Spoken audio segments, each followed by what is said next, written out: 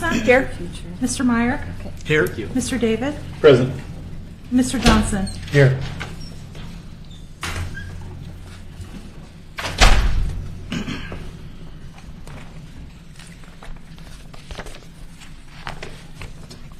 Is that everyone?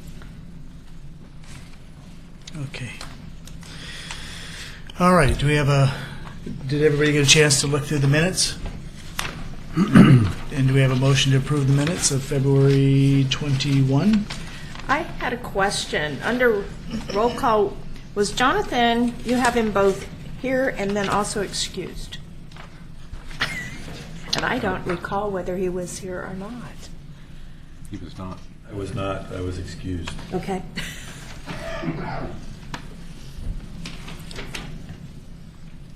Duly noted. With that correction, do we have a motion to approve the minutes? I approve the minutes with the correction to the person that was. Thank you. Second. We have a second. All in favor? Aye. Any opposed? Abstentions? And one abstention. Well, we have. I'd like to just share a couple of things I'm excited about. First of all, thanks for everyone foregoing the last month's meeting with all of the responsibilities for the jug handle project and the bridge move. What would you call that? The bridge project. Installation. There you go. We decided last month to forego the meeting, and so that was good. Thank you, everyone, for that. Secondly, I've been involved in the bicycle tourism, and that's been an exciting program to be involved in, and I just wanted to update you on that.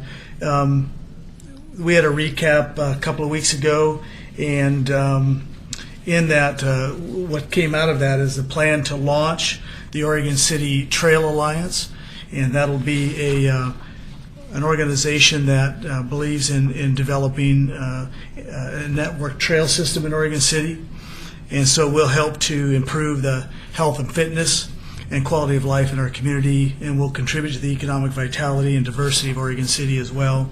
The goals of the Oregon City Trail Alliance will be to organize citizen volunteers that are dedicated to planning, constructing, maintaining, walking, hiking trails, bicycle trails, and equestrian.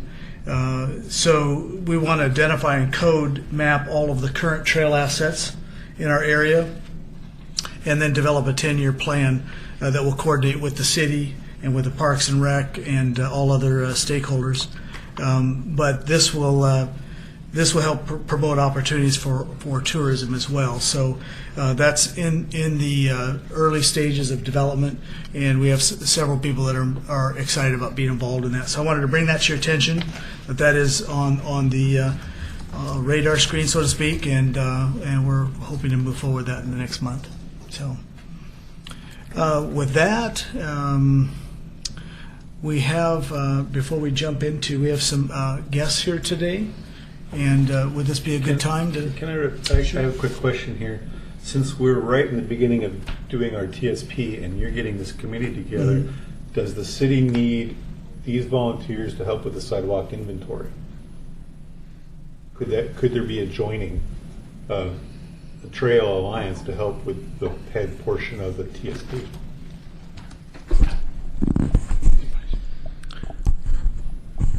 Well, I think some of the people that Blaine's been talking to are already involved with the TSP.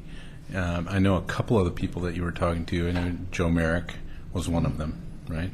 And can you go into any others that are in this kind of informal group right now? Nancy Crusher.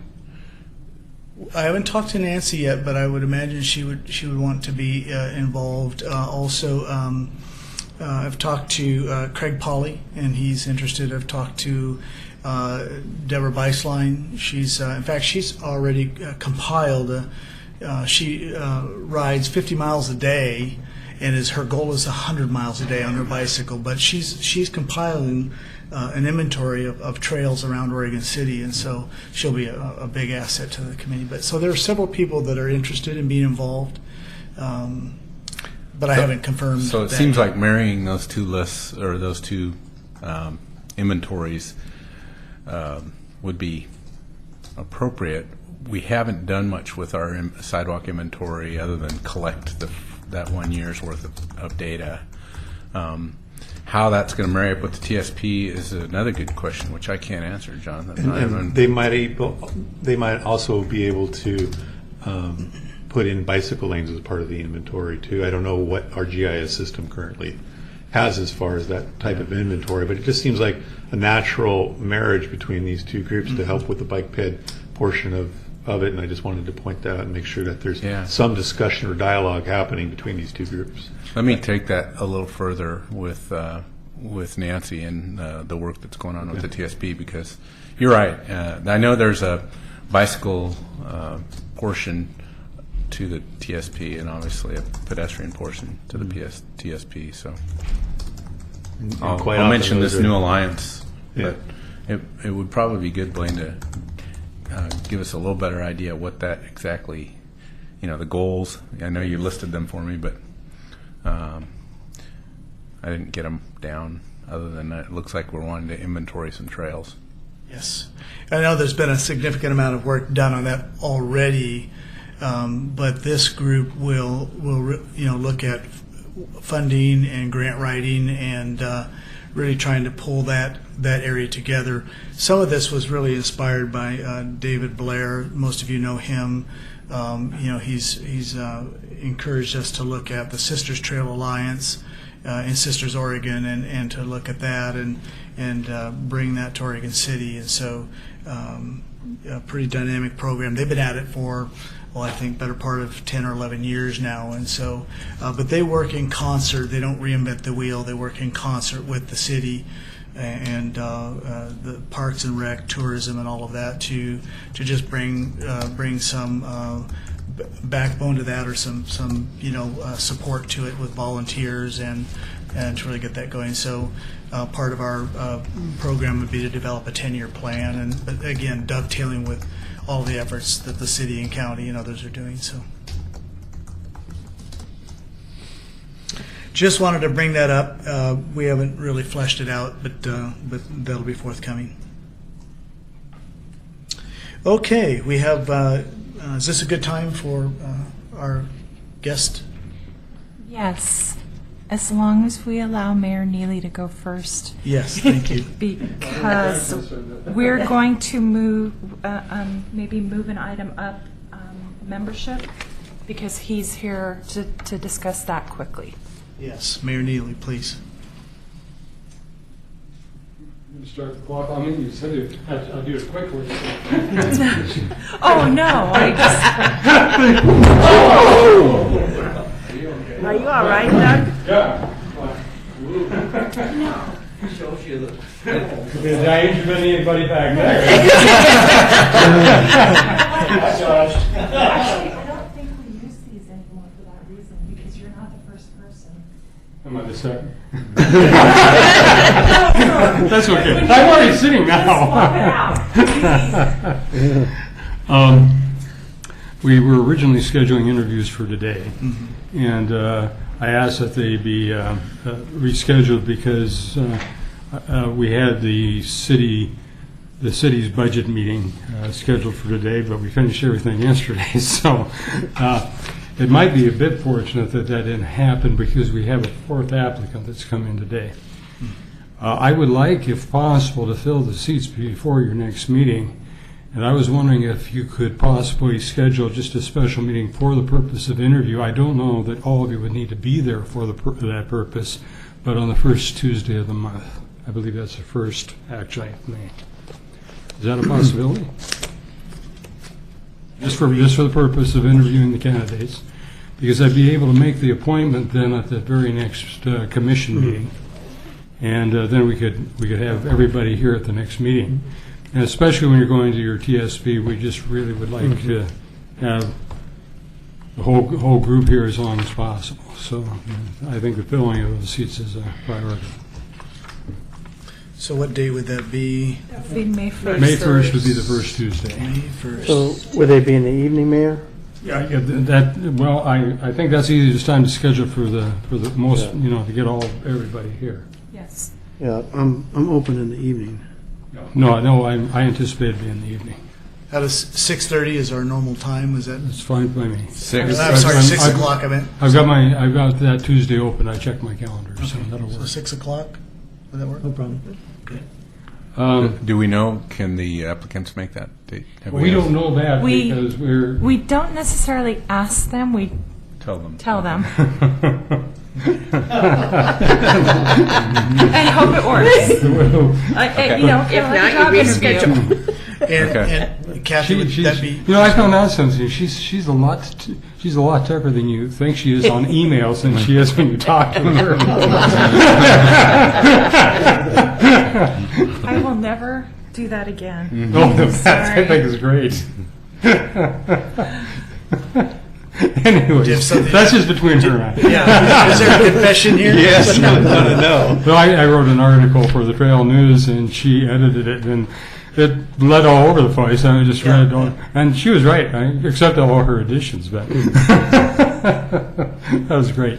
Anyway, the other thing, and you may all know that, but in case there are people here that don't, Nancy Krushauer was nominated, and not only was nominated, received the I'll do this right, American Public Works Association's Manager of the Year in the category of transportation, and that's a great honor Yeah, that's huge. and honor to us as well. But I also wanted to say to you, she's been able to assemble a tremendous team.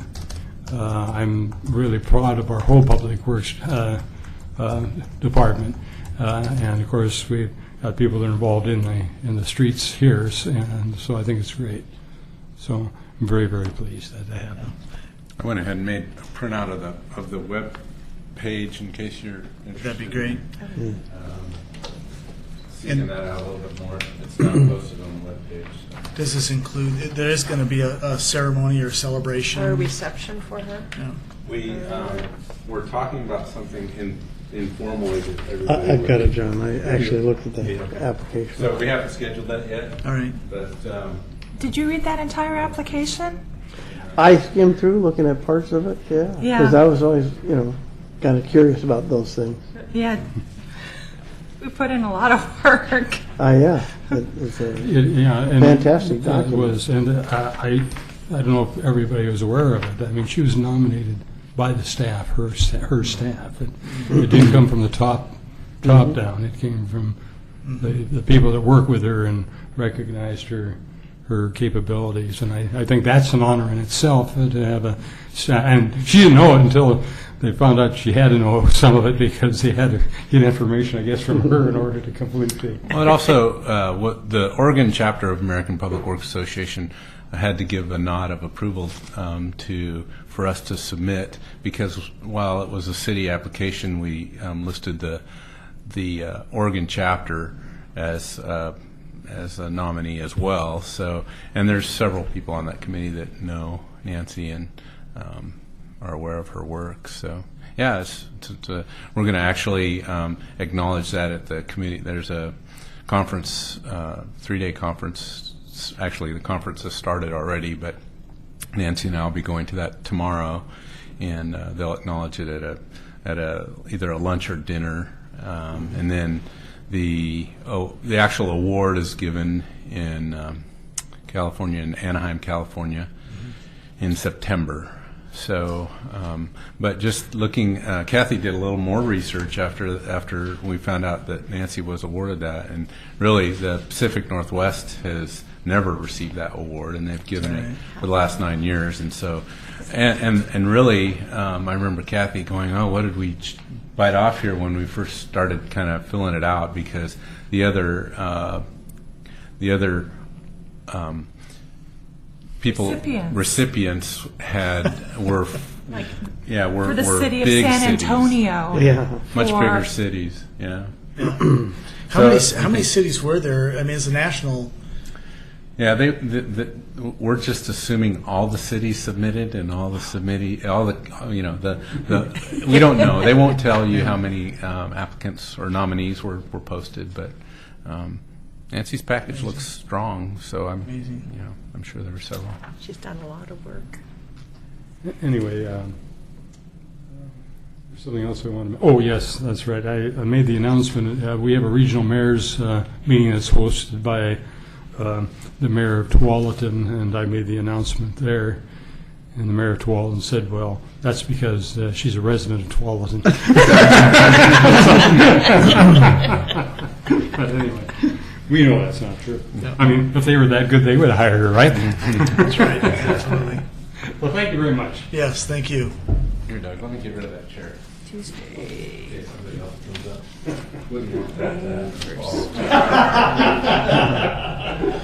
All right, we have Tom Scheidemann.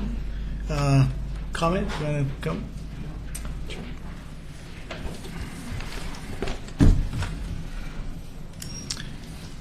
And I have to say that he's a good member of our Oregon City Lions Club, so just got I hope that helps a little bit. yeah.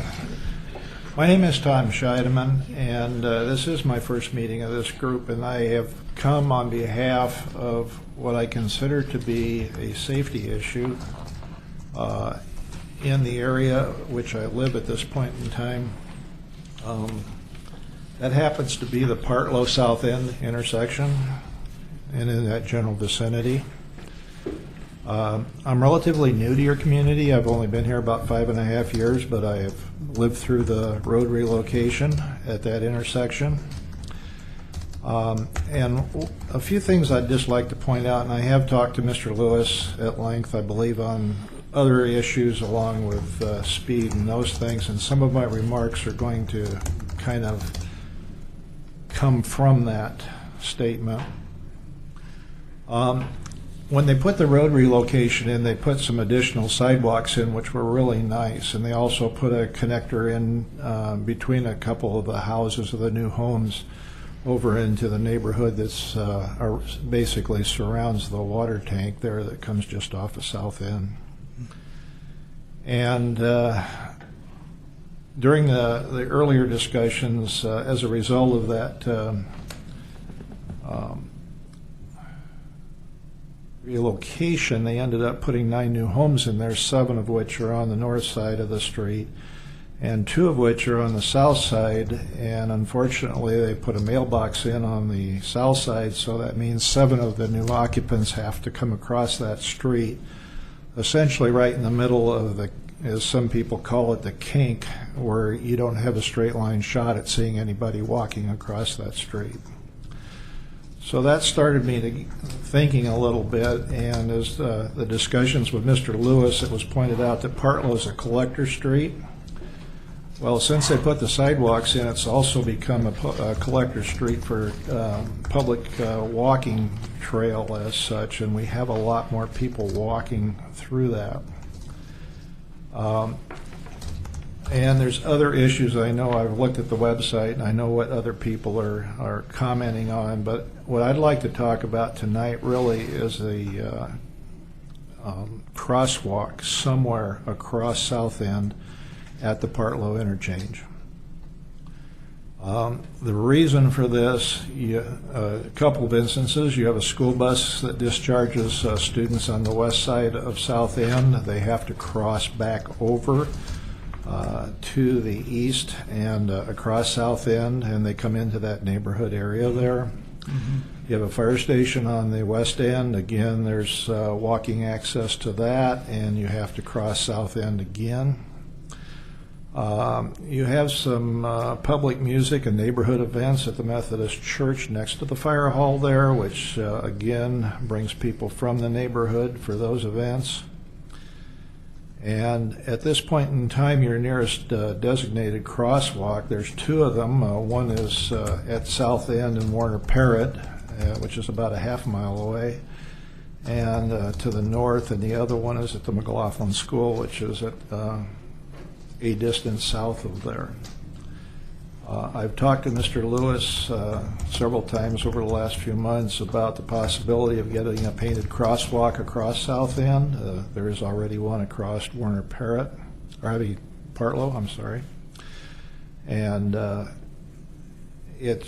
I'm here tonight. I've gone to the neighborhood meetings, and they said that to further this effort, I really needed to come down and talk to you folks, and so that's why I'm here tonight.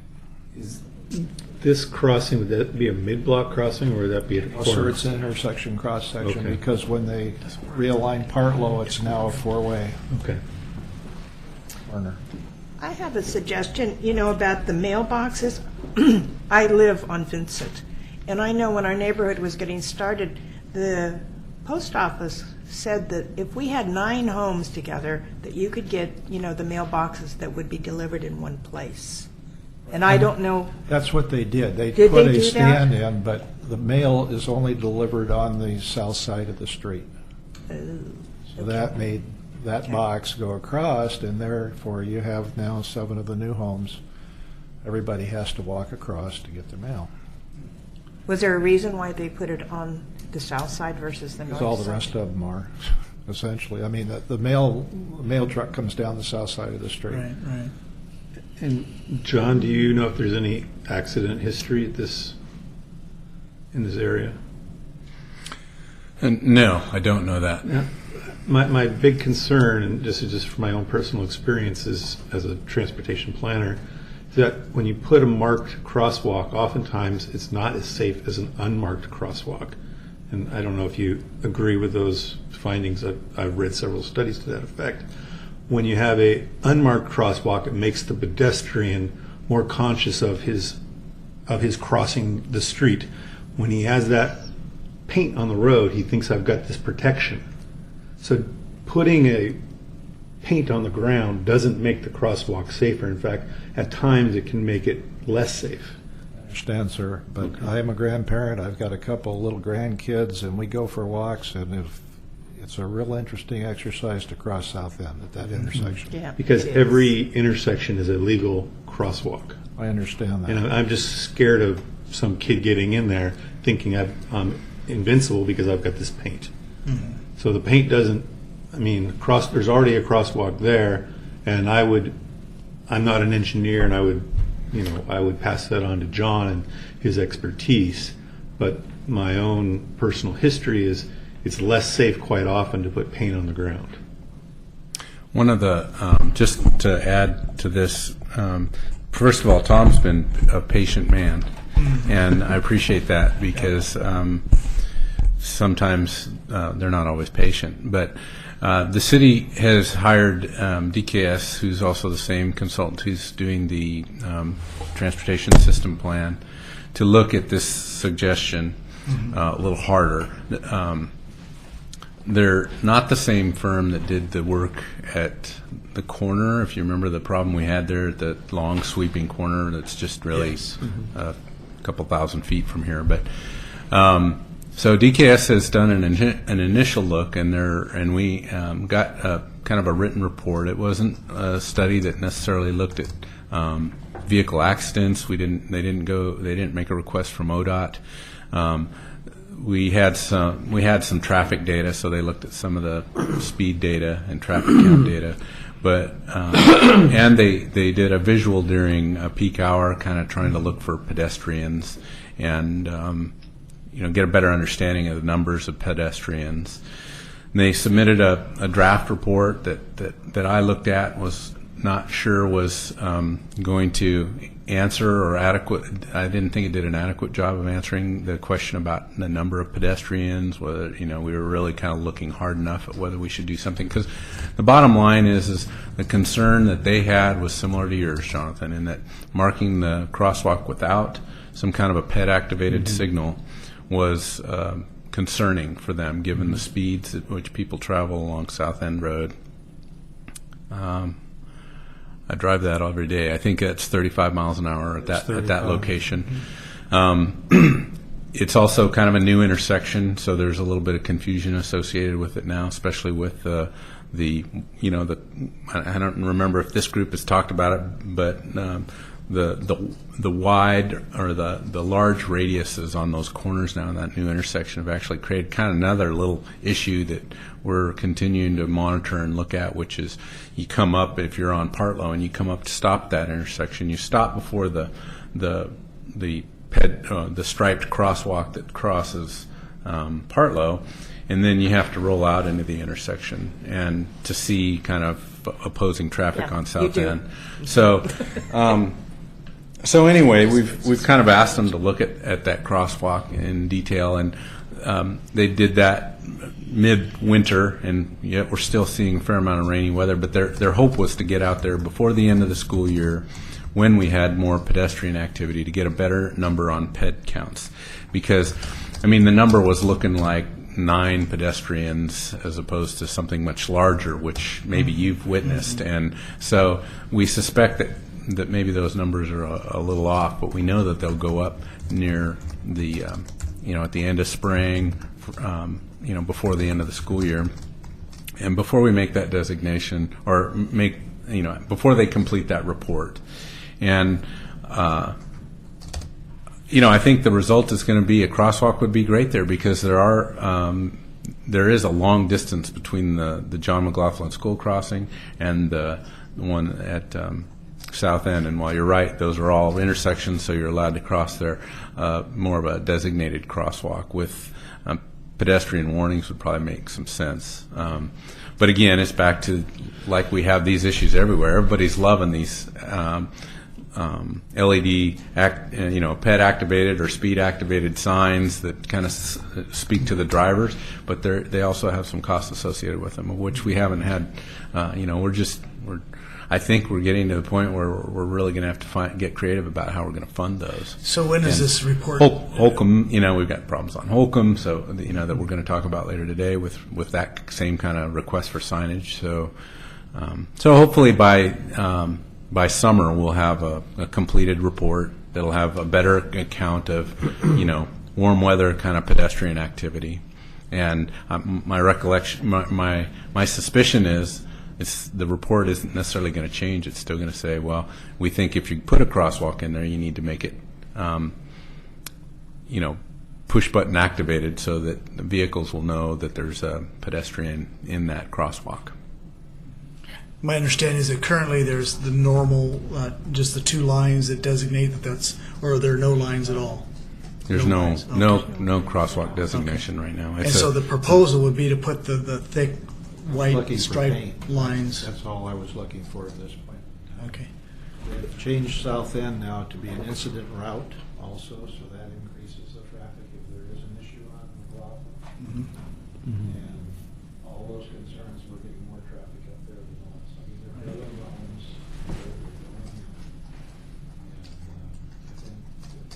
I believe, and I don't know for sure, but I believe the planning commission has another.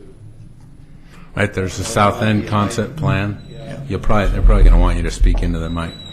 I also believe that, I know there's work on the property behind the Methodist Church there too, that they're talking about putting some additional homes in that general area also. So I see nothing but going up at this point in time. And there's a lot of people that are bicycling, there's a lot of people that are walking. And So it may actually, everyone here is concerned about absolute safety for, citizens. That's why I'm here. That's number one, yeah. And so, alongside that, you have the science of it all. And does the science support, would that really work or be effective, I guess is what I'm saying. And so that's what we'll wait for the study to come out and see that. But it may, if we see that kind of traffic, ped and bike traffic and all that increasing, it may warrant, at some point, an electronically activated sign. Do we know what generally the costs are on striping an intersection like that or crosswalk? Paint, on that kind of an intersection, we wouldn't use, only because it won't last. And it still takes a fair amount of staff time to place paint. So we would use thermoplastic, and it's surprising how expensive that is. We spent about $4,000 on an intersection at Gaffney and Molalla, and that's a real wide intersection. So to stripe it right, we stripe from curb to curb. My sense is we're probably going to spend about $1,500 in the plastic alone. And what's that? Do you want me to put that on? Yeah, I suppose. Yeah, no, yeah, you did a good job. Thank you for pulling it up. So we'll probably spend $1,500 in plastic and signage, and then that's not the electronic signage. The electronic signage would be probably. Well, I've been giving this number $5,000 a sign, and we'd need one in each direction. So it's not inexpensive to just place crosswalks, and we don't want to put one if it's going to create more grief or have someone get hit, especially when we have a report that's recommending don't put it in unless it's signed. Well, it is counterintuitive because you would think that putting in striping would alert drivers, but if in fact it makes it a more dangerous situation, that we'd certainly want to look at that. The other thing that we've kind of got in our work plan but have yet to submit is the request for speed zone reduction along South End Road from the city limits in. Right now it's 45 coming into the city, reduces to 40, and then 20 at the school zone, and then back up to 40, and then to 30. So it's a little messy. So we've still got that request, and it's still our intent to do that. It's still on our work plan. So, in fact, I spoke to Kevin Hanks about it not too long ago. So that's another little piece to try and get speed zone, get vehicles slowed sooner More as they come into consistent town. and, Yeah. That may mitigate some of the concern there. But And 5,000 might even be on the low side for those electronic.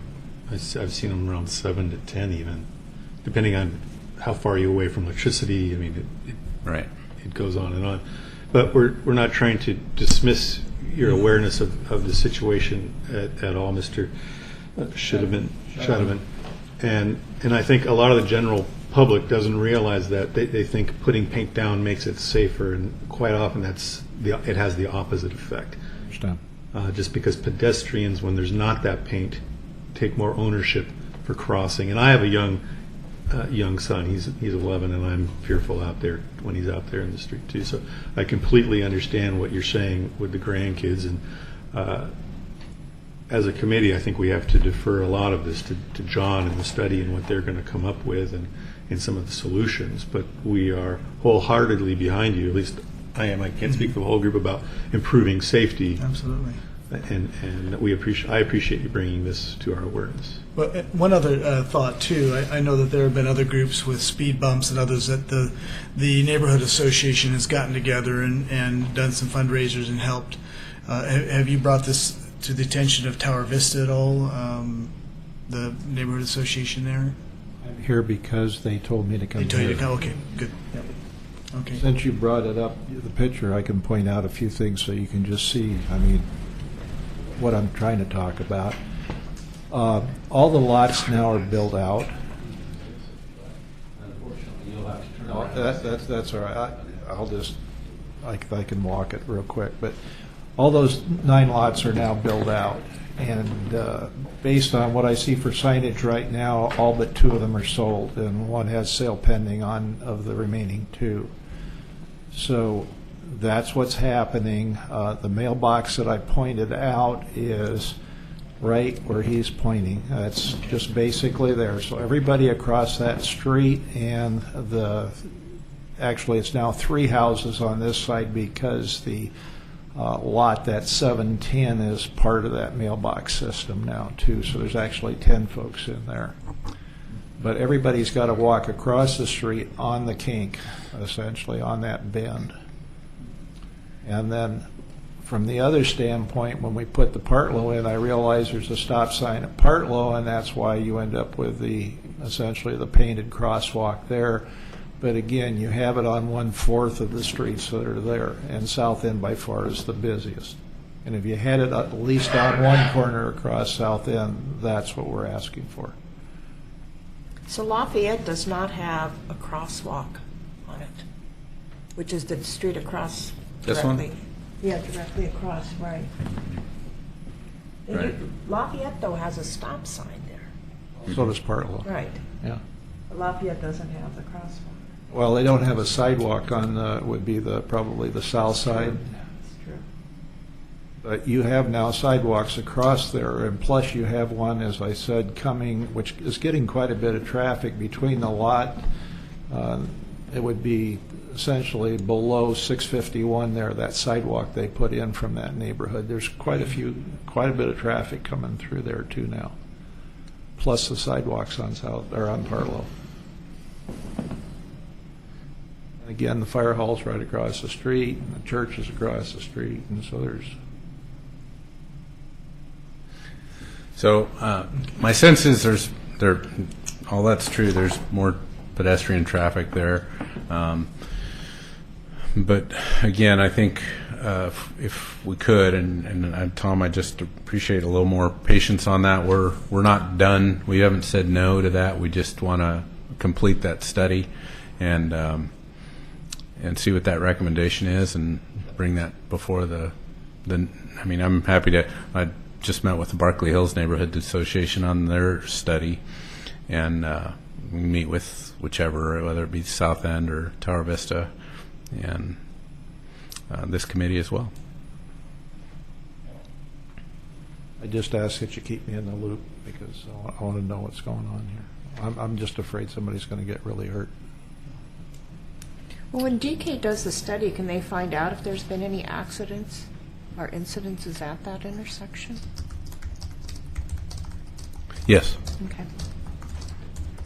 Thank you, Tom. Appreciate it. Appreciate your concern. Okay, Paul Edgar.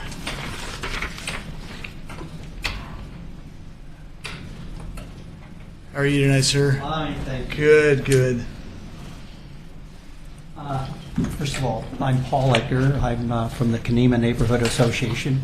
I'm also on the CIC Land Use Chair, and we have a select committee in the Citizens Involvement Council on disabled access and parking. But I'd first like to talk to you about Kenema. Kenema was platted in 1865 and has 60-foot wide right-of-ways that was platted. No matter if there was hills, gullies, rivers or creeks or anything, they just laid a flat plat across it.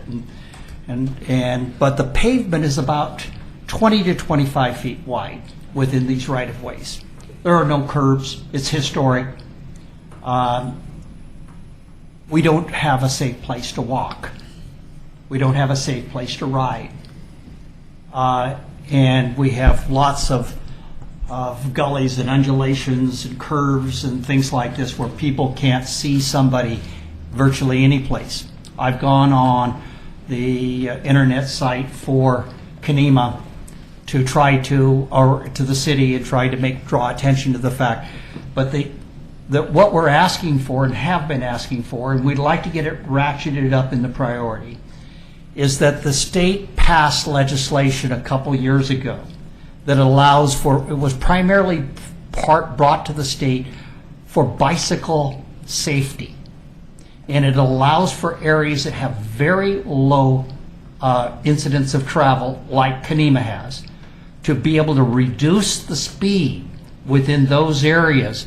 And they allow the city, without any trouble, literally to go in and reduce the speed. We'd like to see the speed brought down to 20 miles an hour, and that's appropriate. If not, we would love to have it lower, but 20 is what the law is that was passed.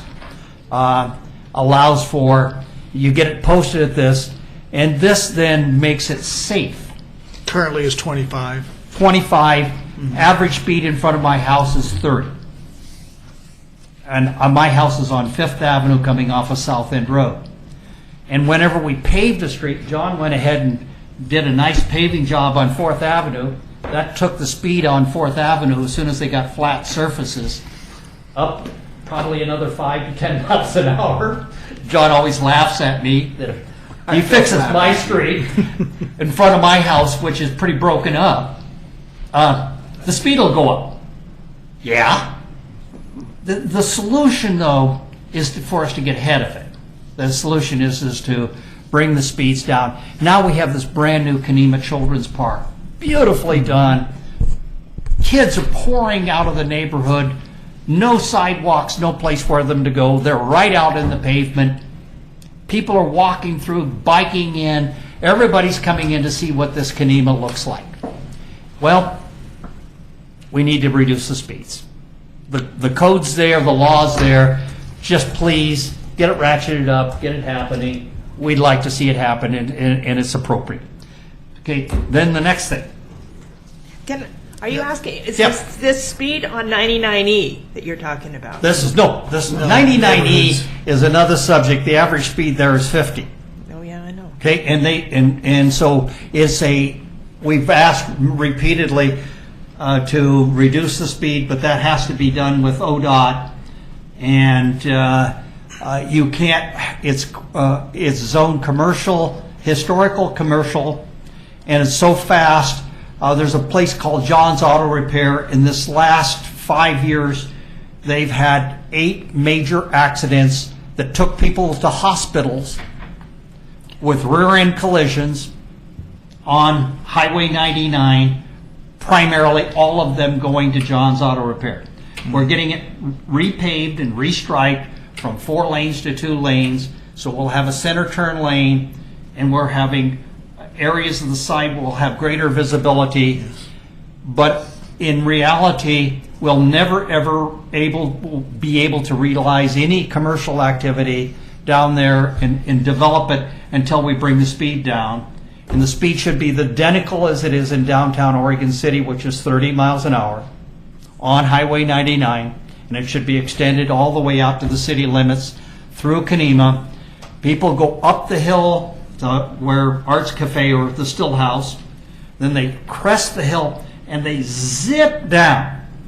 So by the time they get down to the bottom of the hill, they're cruising. And they're cruising through Kenema, and we can watch them, and that's just history. They come from Canby, and there are some people that live in Canby that we know, and they cruise in from Canby early in the mornings, coming into Oregon City or through. They come over the hill, dropping into Kenema. They've been going 55 miles an hour, 60 miles an hour, and greater. A friend of mine's a state trooper. He was out there clocking it, and he says, I could write tickets here all day long. So from downtown Oregon City out to the Stillhouse, all along the factory, that's 30 miles an hour? To the tunnel, it's 30. And then as soon as you get past the tunnel, then the speed goes up to 40. But that means that by the time they're cruising uphill, they go faster. Sure. And so then when they top the hill, they're going 50 through there, and then they go down the hill, they're coasting at 50, and they enter into Kenema. People trying to walk back and forth, and we had some John's rescued kids coming across the school buses on the uphill side. We have all these little kids, so they're trying to cut across in the early morning traffic with their books. A kid dropped his books in the morning traffic, dark, ran back into the street to grab his books. Came out of his pack, and one of the employees of John's Auto Repair fished the kid out of the traffic, saving his life. And the only question I have on that is where were the parents? The school district has no knowledge of that. I've talked to them. Well, They have no knowledge this of is it. it's a side issue. No, but we Yeah, it is a side issue. I've had 2 or 3 sworn statements sent in. They were sent directly to Nancy Krischauer. They came to me as the land use chair, and I forwarded them in to be part of the process. So I wanted to make sure that we never had a statement that said that no one knew about it. And Because Paul, I wasn't Yeah. questioning you necessarily Yeah. the story. I was just, if in fact a child was there, where are the parents? But you came to talk about I wanted to talk about, first of all, the main areas above above Highway 99 and the neighborhood areas. Those streets should all be reduced. They're very narrow asphalt hills, very rough. They should be at 20 miles an hour. We just like to get them posted at that, and that encouraged bicycle tourism and walking. Everything is positive in health. And it improves safety. It improves the direct access of kids to schools. safe routes to schools thinking. Yeah. So, I have a quick question for you, John. Do you by chance do you happen to know the 85 percentile for Kenema? yeah, we haven't done the speed studies, but that's one of the requirements of this particular piece of legislation is that we can document that 85 percentile are exceeding that 25 mile an hour speed limit. And so we haven't done that. We know there's new legislation out there. It was more designed for bicycle safety than pedestrian safety. It specifically talks about bicycle safety. We've looked at it. There's a couple of things. I mean, this is a policy issue that the city needs to take on, which is how we're going to deal with this. There's not, Paul, I don't know if do we post the speed limit anywhere in Kenema? We don't, right? No, It's in the driver's manual, that all residential streets are 25. Right, Yeah. right. So it's not posted. Though. it's not. It's in in the manual. driver's manual. So Yes. But we don't have any signage right now that indicates speed, a speed. So, there's obviously costs associated with signing this at a lower speed limit, and there's so that's another consideration. So I think we've heard this. You brought it to us last time too. I think it's in the notes. You brought it to us as well, Paul. So, Has a speed trailer been out there, the trailer? no. My big concern is if the 85 percentile is showing 30, 35 miles per hour, even if you post it at 25 miles an hour, if a driver is feeling that this is a comfortable speed, it's not going to have that great of an effect by posting 20 miles an hour. Then you're going to have to post, just like the state trooper on 99, he could sit there and write tickets all day long, and it's a matter of enforcement. And even at 25, and they're still exceeding that, it's a matter of enforcement. So I don't know how effective doing front that of my would be. house, I don't know if that's the solution. It could be They drive a 45. geometry solution Well, of making it's- changes to help slow down traffic. It's at least it's like putting a slow sign. I would love to have slow signs or even some mark. We have like down from my house where they've had repeated people on not making the turn at 5th and Miller, going down as you're circling down to Mo's house. This turn right here, and they go straight into the woods right there.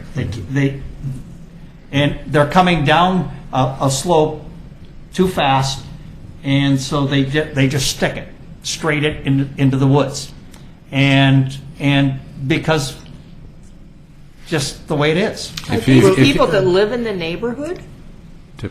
There's some. Many of times it's not. There's people in the neighborhood are driving too fast, and I know a few of those. Okay. And it's hard to tell them, and still maintain some degree of effectiveness. I walk the neighborhood with my dogs virtually every day. Okay, and so I'm out there. I see it. I'm retired. I see what happens. I know the people that are doing it, and also I know that we just got rid of one group of a rental house where they were drinking a lot. They were having big parties, and so out of that one house, they were alcohol probably factored in. They stuck in the last year 3 cars at that 5th and Miller. I'm curious. I'm curious as to there are a number of different strategies. This is probably not a unique situation, John. Correct? I mean, this happens in neighborhoods, and so there are a number of strategies. One would be reducing the speed limit.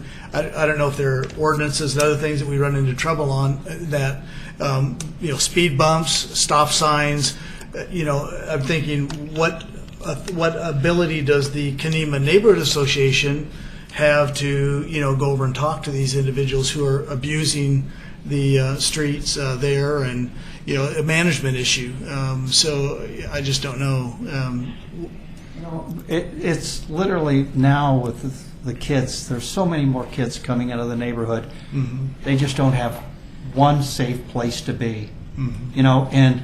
And this is, to me, is literally a common sense thing. Anything we do is probably good, Mm-hmm.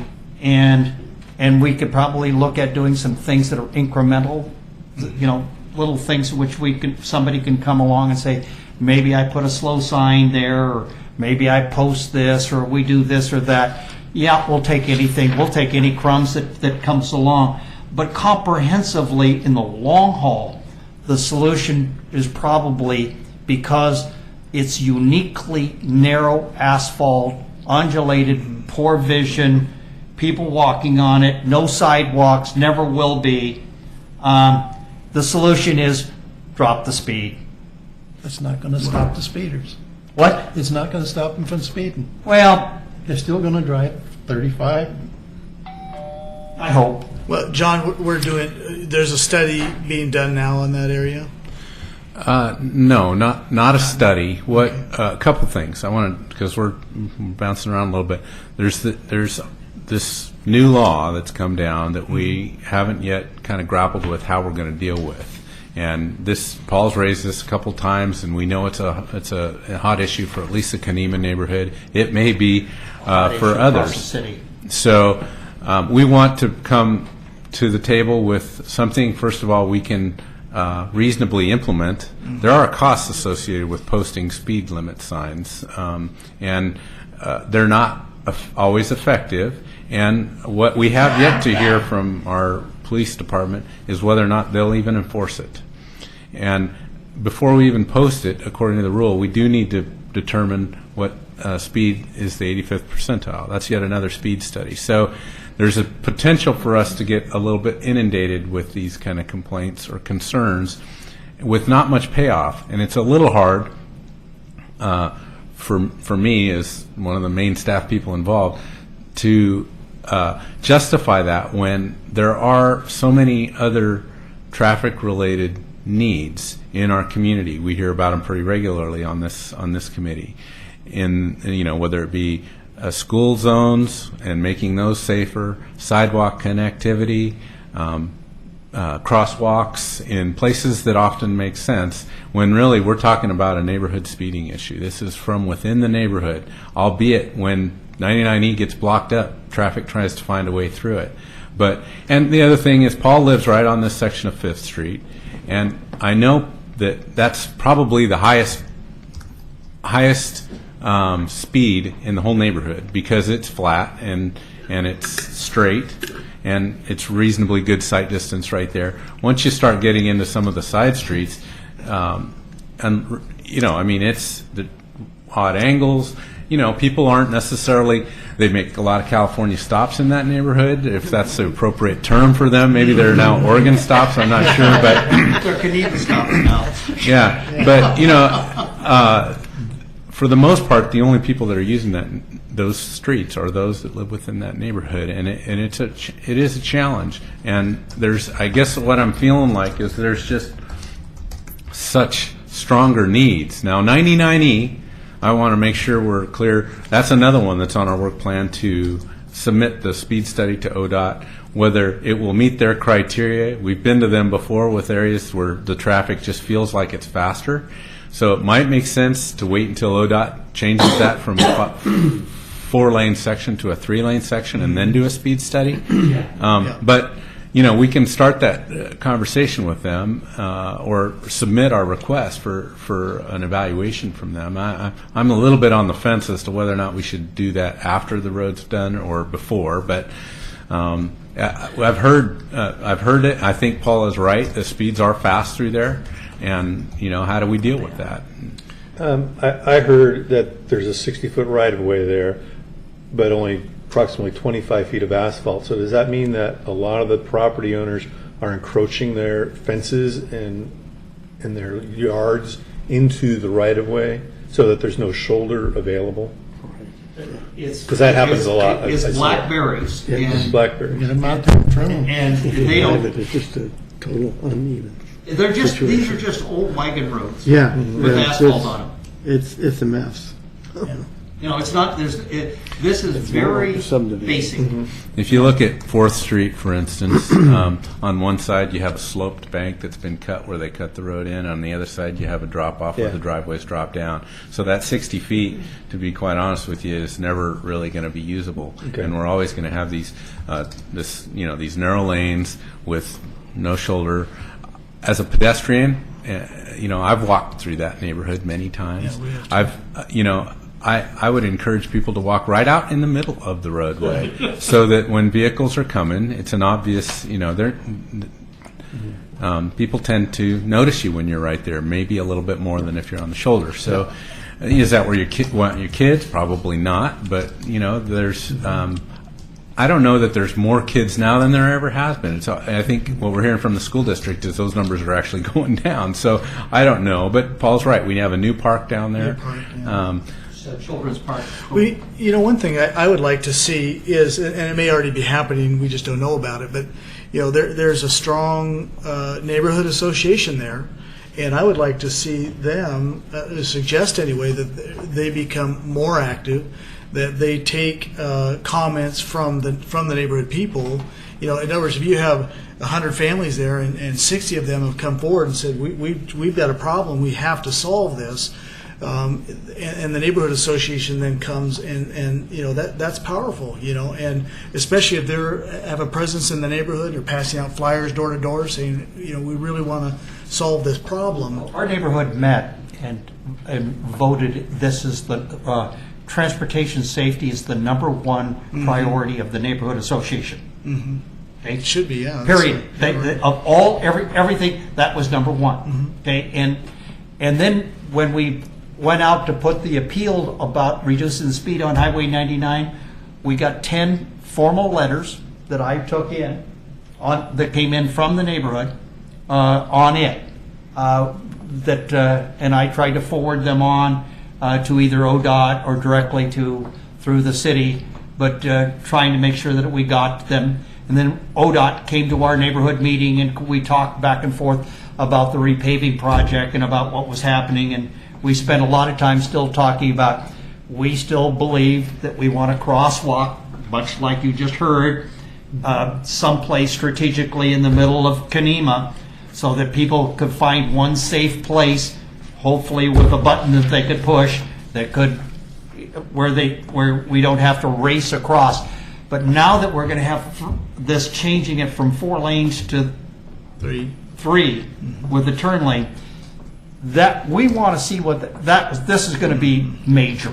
Mm-hmm. This is really a major improvement, and I'm with John. In the sense I don't know where it's all going. We know it's going to be positive. Mm-hmm. Okay. Now, I'm just kind of brainstorming here, so forgive me if I'm way off base here. I'm not familiar with the topology of the area. Could they do an LID to pay for some grading on one side to get it, or is it just? It's a National Register Historic District, so you can't change it. Well, I mean, I'm not talking about changing the road. I'm just the shoulder, grading it. Most of that, a lot of that stuff, when you get into trying to change in a nationally registered historic district. In fact, for a long time, this was the only one in all of Clackamas County until they just did Willamette. Okay. And so it's just you're falling off the end of the earth when it gets into flexibility. Okay. Okay, the next issue. I had one other issue of very high importance. This is for everyone. This is on disabled access and parking in downtown. This is the city document. So you can take a look at it. So What did this come out of, Paul? this comes out of code enforcement. This is their document that they have on parking for disabled in downtown. What I wanted to make everyone aware of, Oregon City has a parking plan for the disabled that there is not one city in Metro Oregon that is in agreement with that our parking plan is equal to, not one. And what is important about that is as the county seat, people come into Oregon City to park or to go to the courthouse. They have no knowledge of our uniqueness in the way we have interpreted the access needs of the disabled or handicapped. So all of a sudden I decide, well, let's pull up the document that the city has, and I wanted you to read it with me to try to see if you can understand, because I think I could have simplified this significantly, because we're trying to talk about, I'd like to go to the key number 2 point, program permit holders. We're really talking about people with handicap placards. And it says that these holders may park in any 2-hour meter zone or non-meter zone for 3 hours or less with disabilities and are getting in and out of the vehicle. I like the wording. Vehicles must move 2 blocks after a 3-hour minimum. So if you're severely handicapped, you're trying to get to the courthouse, or you have a duration of time at the courthouse, and it's raining or snowing, and you're trying to get to a parking spot that's longer duration, they want to move you 5 blocks away from the courthouse and then have you hobble or by your wheelchair in the rain. But if you try to park closer because you can't get to it, but they're saying in here, metered And who's fees, they? this code enforcement, the city of Oregon City. Metered fees and overtime charges apply. So this means we have just started a policy of eliminating disabled parking spots along Main Street, and we're now down to just a couple. So they're at the north end and the south end, and so we now have got to a point where we're saying people with disabilities and handicaps or placards can't find a place to park.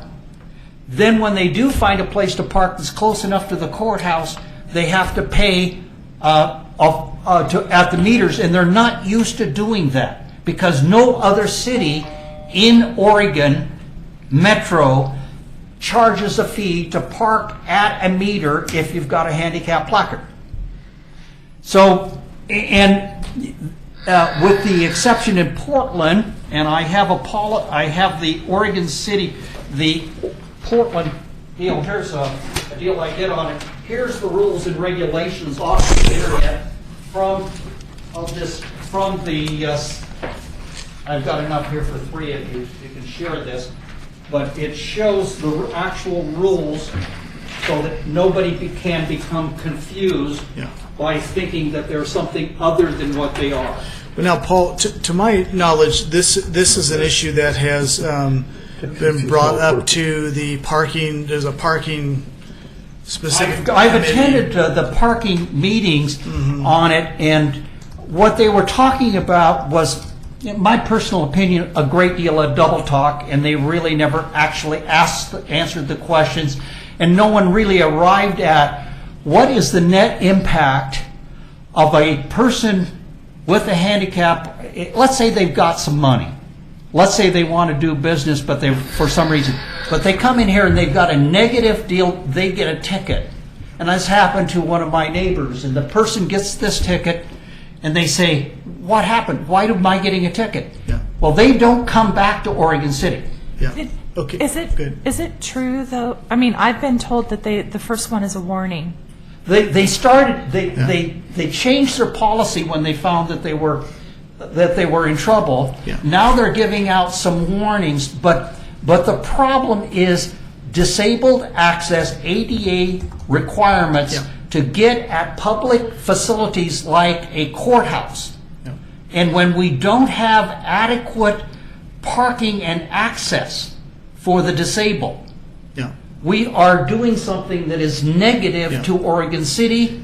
And so what I would just ask everyone, that you do your own research, but I perceive this as being a very big black eye on Oregon City, and I think in the long haul it's going to dramatically have effects of creating a problem where we can't advertise our way out of this. It's going to be bad. Thank you, Paul. And this is a concern for everyone. It's just, we need to work this through, and there are a lot of different factors. So it's not that you're not being heard. It is just that having a lot of this information, is hard to on the spot. So there are a lot of eyeballs on this, and we'll continue, again, be patient, and we'll continue to work this through. Thank you. Yeah, appreciate it. Mr. Chair and John, yeah, so if we want to have some kind of follow-up on this particular item, it sounds like other committees are involved and other departments. How do we ensure that there is some kind of follow-up, either for a role for us in participating in a policy question? It'd be interesting to hear why we have such a different form of handicap accessibility. Right. But To me, what I think we should do from here is maybe get you a little, maybe ask Nancy Bush or the chief of police to have the chief of police, direct someone to come and explain this to us, because I know there have been, I was at a city commission meeting, I didn't sit through that parking end of it, parking discussion, but I know there was a presentation on parking, on that parking study and dealing with this topic in particular. But I think that it's being considered at other committee levels, and would be good to have a better understanding what our role is. One follow-up, right, and if the downtown merchants are participating in the formulation, they should be involved as well. So we find out what the history is, and then maybe they just feel that they're enforcing some old historic language in the code here, and they're not trying to hang on to it, and it's easy to change. I don't know, but we need that background. Well, I agree with what you're saying, John, and I'd like to maybe take it one step further. I think this type of issue is kind of what the Transportation Advisory Committee is all about. It's a policy issue. Right. And I think we need to have a work session and get some other groups to have a work session to discuss this. That's a great idea. And see what the current policies are and what changes we make. Because I think as a group, as a Transportation Advisory Committee, we need to work on policies. Right. And this is the perfect type of policy that we need to review and get the appropriate stakeholders involved. And my perception of this, I've been in parking meetings, city commission meetings, and there's been a number of meetings where this topic keeps coming up again and again. And I've heard people say, Dan Fowler at one point said, put in 2 more disabled spots and let's get on with it. Let's solve it. And for some reason, it's not being solved. I don't know if it's that easy to solve, but there's some hitch somewhere in the giddy up, and I'm not sure what that is. It would be good our committee to maybe get to the bottom of this and have the stakeholders around the table. Right, so we don't lose this, and again, I'm relatively new, but I'd offer a motion that we have a work session with the appropriate stakeholders, as John has said, and then staff schedule that in the near future, inviting the others there to make sure that we have the key people there so we can have a policy discussion. I'll second that motion. Okay. We'll work on that. Are we talking, when you talk work session, would it be combined with this meeting or something different? Maybe a different day, kind of a... You want a small group? Does everybody want to be there for that, or just we got a point of a couple? Those that have a stake in the game, if you will. Nancy would be one. Who's in charge of the park? When you say Nancy, you mean? Nancy Bush. Oh. And Nancy Bush. I'm sorry. Okay. And then also the downtown chief of police. Yes, Lloyd. the downtown group. The parking study. The parking study group. Yeah. I have, I think I've mentioned it before, and I think I know Paul's aware of it. It was a letter to the editor by Al, I think the barber. It's in that document. It's in that, and then the response, Nancy Bush put together a response. It wasn't a letter to the editor, but it was published as such, and it was her explanation. And I'm not saying I agree or disagree, but it was a good explanation for how it's done. Well, I was just if you'd like a copy. I was downtown at the courthouse today, and I hate to think if I was disabled, it would have been a totally different issue. I had a woman at the counter last week because with the combination of construction and court, she couldn't find a parking space. Tough and down yeah. The downtown merchants are not represented by Lloyd Purdy either, so there's the business owners, which are Main Street, and those are primarily the property owners. And then there's the merchants that are down there, and they're in a completely different mindset or group. You're right. There are different concerns there. Right, Yeah, that's right. It's exactly. two-tiered, Right. Yeah. landowners and retail business. Yeah. But the important thing, I think everyone here is saying that we need to get to the bottom of this and find some sense of resolution or agreement, either agreement that we can't fix it and we need to just move on and stop, talking about it, or we devise a plan to fix it. So, I think based on what I'm hearing from you, you definitely that want to be able to hear the arguments and present your opinion as TAC membership, and feel like you should weigh in on this type of concern because it's a policy issue. It's a policy issue, and I think as Transportation Advisory Commission, it's our job to look at policies that affect us. Okay. And so we have a yeah, motion. motion. All in favor? Aye. Opposed? Abstentions? Carries. Okay.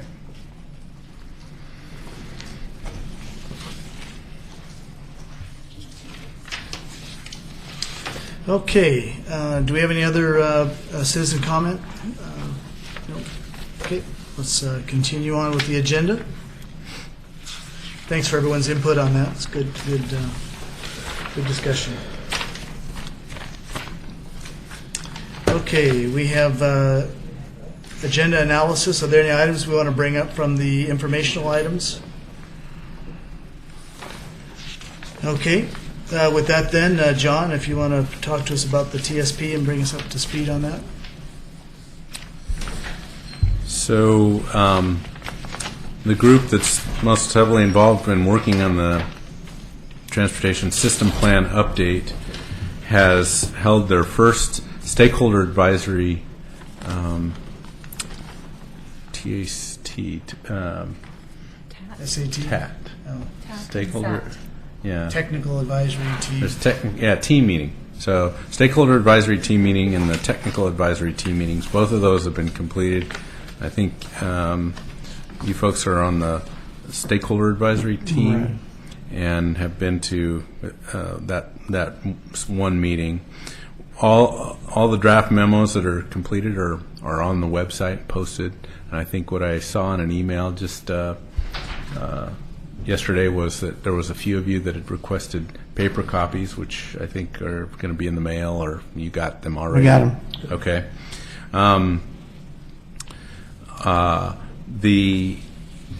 I think the process is moving along fairly well. I will tell you that my role was mostly based on my own personal interest in trying to, sit on those committees a little bit, but in looking at workload and talking through that a little bit with Nancy, I think we've got good staff representation. So I got to about Tech Memo 7 and 8, and I was overwhelmed and not really getting to them, so I was feeling a little guilty about actually sitting on those committees without having reviewed those documents. So for me, it was a workload issue, and so Nancy and I talked about that, and she felt like that was going to be okay, given that she's sitting on that in that group, and Laura's on there as well, so we've got some good input there. But I won't be as much involved in that, so my updates are definitely going to be hearsay or what I get from Laura or Nancy. Planning Commission meeting is scheduled for June 11th, 2012, where they will discuss I'm guessing they're getting an update at that point in time.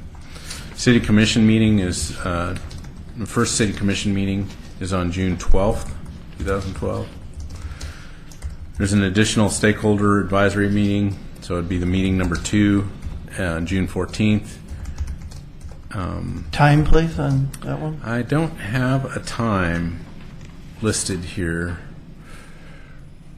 but you'll be getting email updates on that, so I don't have the time listed, but that's where they're hoping to review and receive feedback on the draft memos number 8, 9, and 10. So I don't know if you're all cut up to that point, those of you that are doing that, but that's where we're at with that one. Transportation Advisory Team meeting number 2 is also on June 14th, so they're not going to hold those at the same time, so I'm guessing they're going to have a couple of different meetings there at a couple of different times.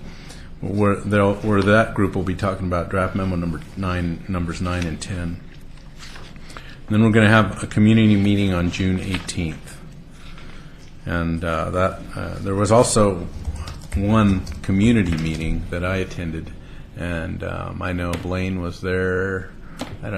John was there. So I think they're still gathering a lot of information. These issues like crosswalk requests or intersections, I know people have been, I've been directing people that have got complaints about certain things, especially when they're not easily resolved. I've been directing them to the website and communicating via that way, because it's such a clean way of kind of collecting all that data and putting it in one kind of recommendation on how we move forward. So as near as I can tell, the community is learning about it by way of a variety of meetings, and if they're interested, they're providing comment. So, any questions? There was quite a lot of interaction at the SAT meeting, the last one we had, and it was good. Was it? Yeah. Yeah. And I don't know if it's completely up to date, but when I went online the other day, and if you look at the memos online, you can comment. I think I saw 3, the last of which was mine from our first meeting. So maybe I was looking at a list, and so I can't tell you if I was reading it properly or not. But so that means that from the online capabilities, it's possible that you're not getting a lot of feedback from citizens reading online and sending in comments that way. Then I had Laura, I think, told me that, I had a question about, let me flip the page here. This is in Memo 1, Table 2 on page 8. I had a couple questions about where those targets came from and whether or not the targets were flexible. And I think I'm still waiting for that response. I don't know when that comes. I don't know if it comes to this group. And again, it all fits within my general approach, is trying to figure out how much prerogative we have. I mean, this is such a thick document, and it's got all these layers with, ODOT and Metro and the city. By the time we get done reading it, it's like you're in this little corner and there's really not too much movement you can provide, or at least that's how it feels to me. And so I'm trying to figure out, how much flexibility we have. Right. John, I think I remember that issue coming up at the SAT meeting, the Stakeholder Advisory Team meeting. The first one, you raised that, and I heard the responses from both Nancy and Carl from From DKS the consultant, on how there was definitely certain areas that were where there was some latitude to make some decisions, and other areas where there was no latitude to make decisions on that. And so what I'm hearing from you is you felt like that wasn't an adequate response, and you'd like some. Well, yeah, I could have gone. Might have gone over my head at the time, but I mean, this is overly simplistic. But when you read a criteria, even like if you take the population projections for 2035, that's the target on a lot of this. It doesn't give you a range of the estimated population, like saying, if we have some recessions and we're not growing, we're going to have X, but if we're growing, it's going to be Y. It's not a range, it's just one number. And so all of the transportation statistics that are driven by residential growth or retail growth off of those, I don't know, do we have any flexibility in that or not? Maybe I'm misinterpreting, but it's hard to feel like you've got these numbers that are generated by the land use patterns, and the land use patterns are generated by Metro's density desires or whatever. So there's no place to go. I don't know. Well, I think if you don't get caught up in the minutia of the detail, and you think of this as a policy document for your goals, objectives, and policies, and then you identify your projects, and you separate your projects into 5 different areas, your short term, 1 to 5 years, 5 to 10 years, and then 10 years to 20 years. So it's really just a means of identifying your short term projects that are going to be funded immediately. And so if we don't reach those specific numbers, and we might not have those significant impacts, but those top tier projects are probably not going to move. Do you agree? Or The short Right. term one. the short Right. term, the 1 to 5 year, those listing of projects, regardless of what the population figures are, that's still the goal, is to hit those those short-term projects, and you have funding for those short-term projects. So this is really a way of identifying projects and funding schemes, and also identifying policies to help those. I think the other thing that, John, I sense from you and others in that, is there a way that we can, if the growth numbers that are projected on the city through Metro, if that's resulting in, traffic density or traffic safety issues, can we reduce those numbers? And I think what I heard from the group was no. Those numbers are kind of provided to us by way of Metro, and that we have to build our transportation system planning. We have to do our transportation system planning in accordance with those numbers, and that's what I think I heard. But I'll definitely ask for some. Yeah, I can talk to you a little clarification. bit afterward too, and I can have coffee with Jonathan here. Yeah, But so right, I mean, I've been in this business in this state, and the state here is far more prescriptive in a lot of things it does, particularly in land use, that eliminate local prerogatives to make decisions, good, bad, or otherwise. And I understand they have a role to coordinate what's happening in the metro area and try to get some uniformity, but I'm just trying to figure out, do we have any prerogative down here? And if so, what are they? So then we can, focus on those, whether they're short-term or long-term. But I won't take the whole committee's time, but that's kind of how I'm going through the document, looking for, I see these things and say, any prerogative there for the city or the committee? Well, and I think that is part of the problem with a megalithic kind of a big thing like this, is that just understanding the methodology, who's driving this, what are the overall goals. You gave a good summary there of that, Jonathan. But where do we fit into it? And I think that's been a tough thing. But as we see those, I think as we get down the road, we see those major projects coming through. Then we can dive into the minutia on that and maybe have some impact. Well, the sad reality is we're going to have far more projects identified than we're going to That have we're funding. for. Right. Absolutely. So it's prioritizing those. those things. So it's creating the policies that we want to have better handicap parking. We want to have better bike ped issues, creating a better, more diverse alternate modes of transportation within the city, because you put down pavement, you got to maintain it. There's a whole list of issues that go along with putting more roads down. And they have identified the overall. I mean, to me, I kept seeing the phrase over and over in the TSP that, we want to reduce the carbon footprint, and we want to encourage multimodal, alternative types of. To me, that's the major thrust of this. So I don't know if that's going to change. Give everybody a skateboard. Give everybody a skateboard. Yep. Or a bicycle. Anything else? Good.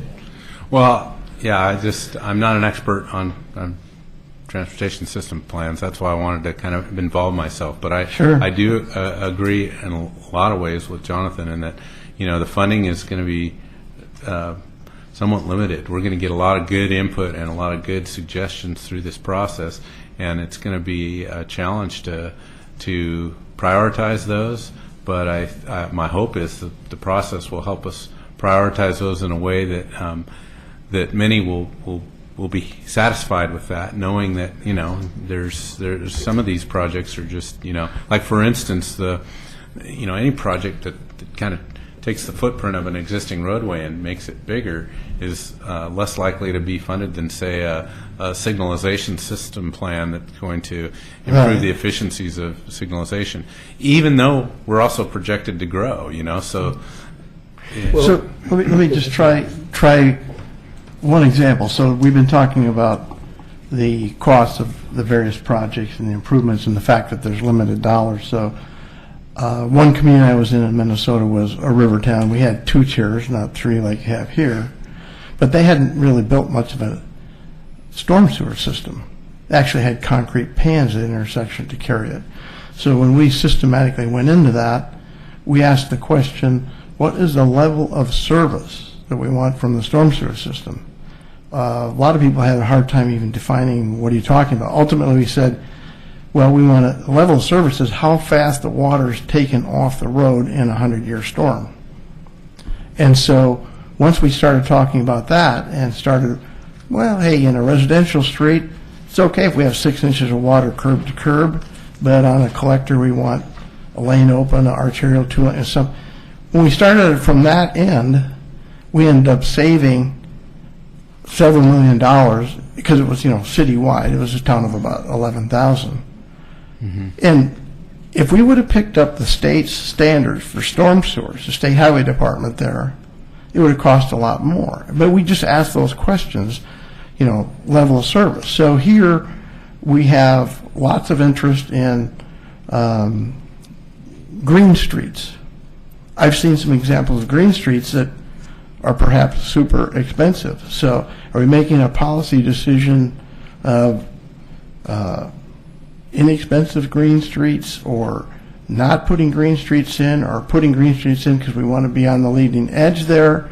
And if so, is that taking money away from other Right. projects? So Those are definitely areas where you have, as a stakeholder group, an ability to influence those outcomes.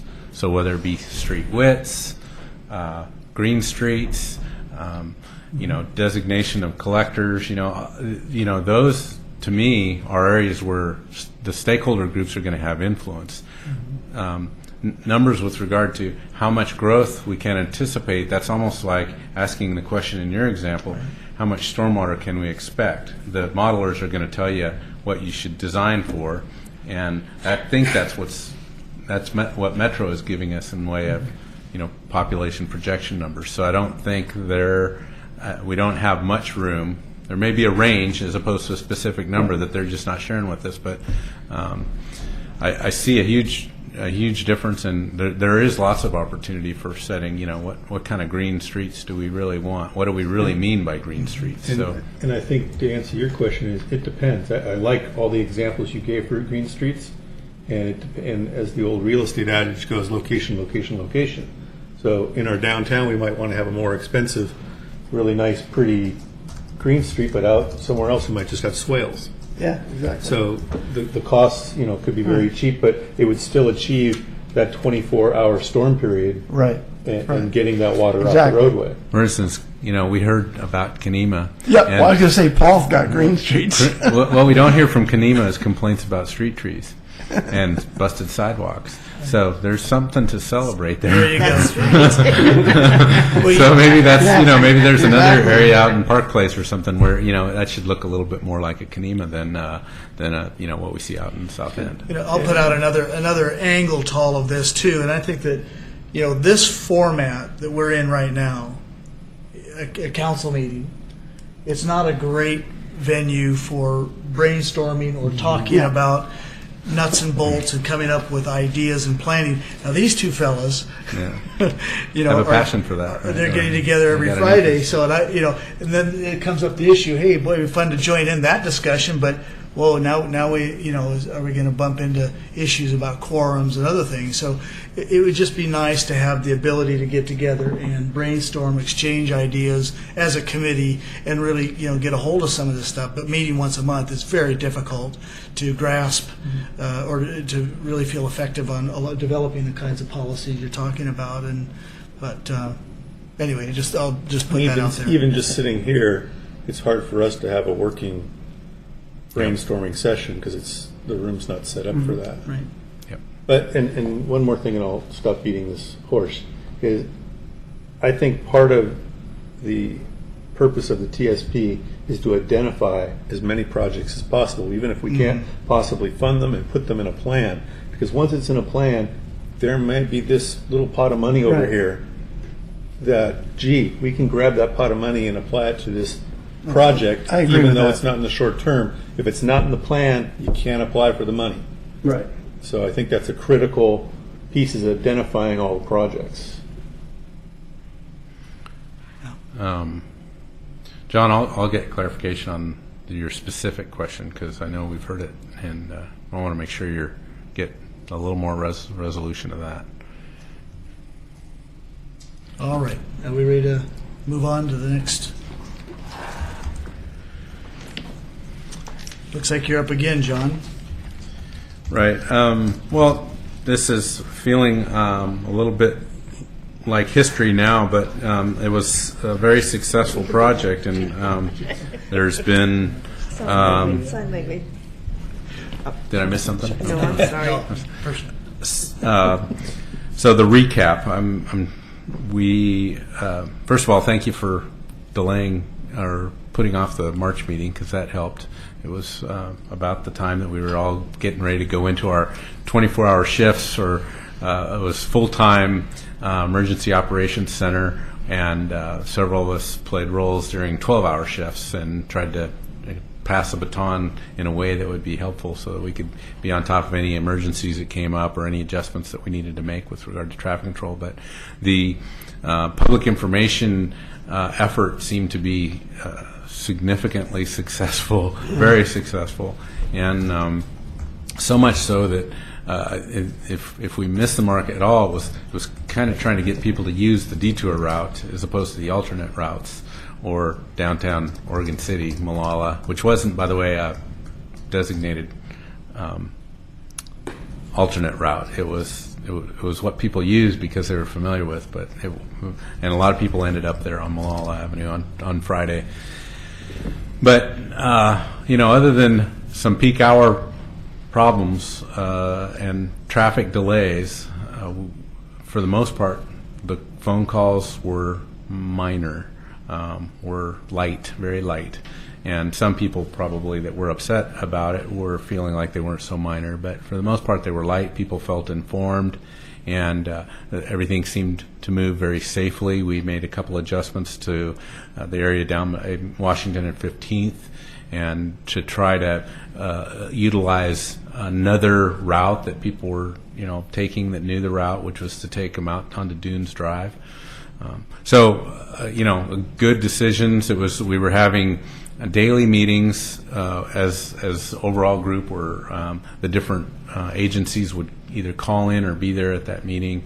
We had our mobile command center, which originally we were planned to be at, but not necessarily hold our meetings. But the weather was so awesome that we were able to kind of have meetings out there and talk it over with ODOT and Clackamas County and the different public information people. Those public information people were key. I know Kathy was involved in that somewhat, and just trying to get the word out, answer every question that came across the website.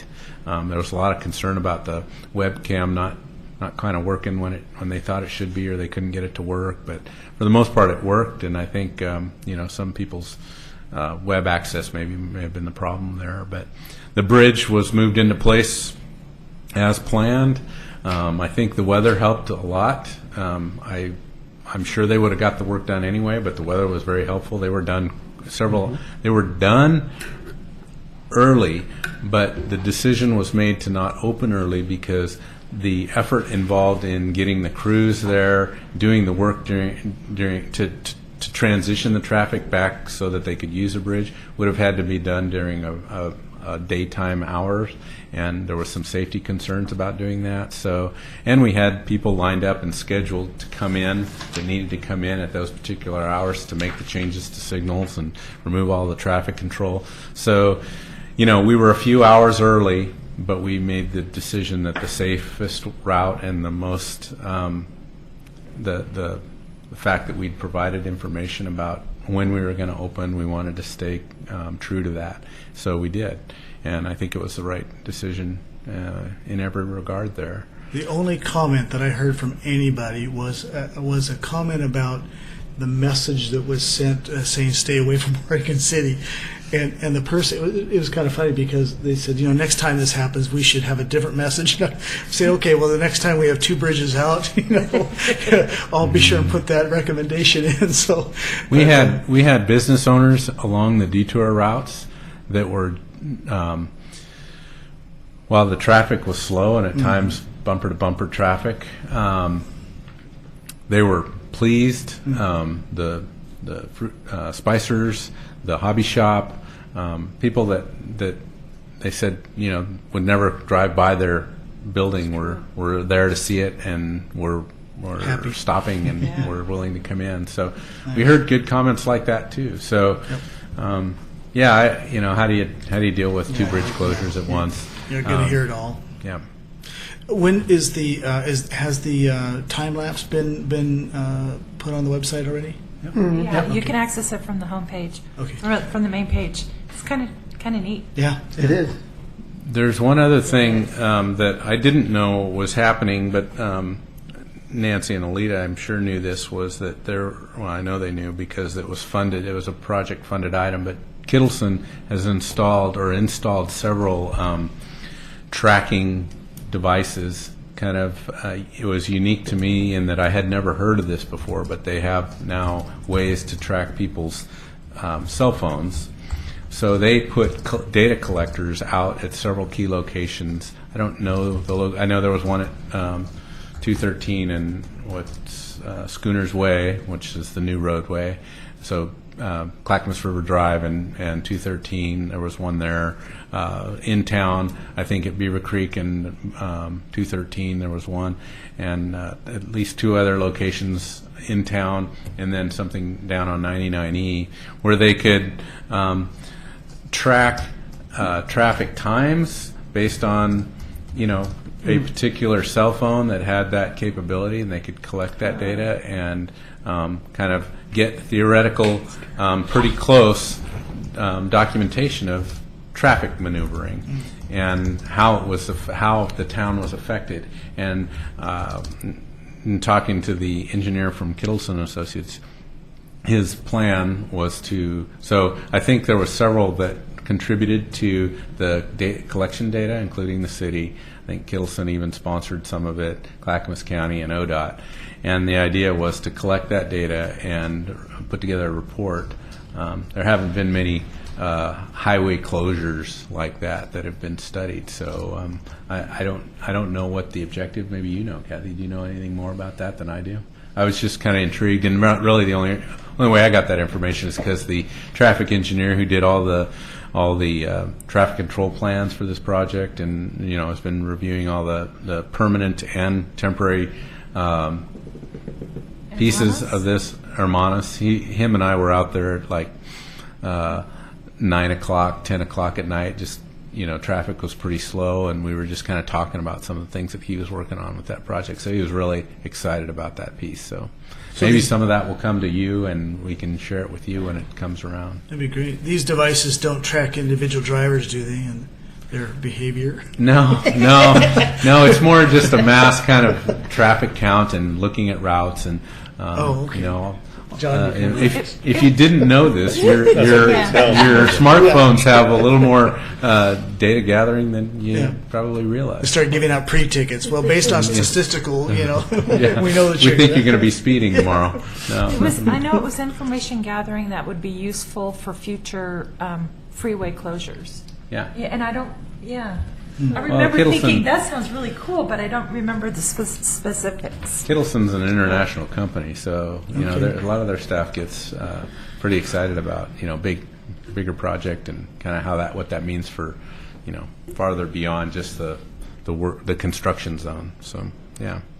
Well, we do appreciate. We know that this was a huge burden on the staff, and we just appreciate all that you did. So great job. Yeah, Alita, Nancy were really drivers on that, and then the Lisa Nunes was our incident commander, and she did an outstanding job too. So, yeah. And, Is that why she's retiring? Laura, yeah, probably.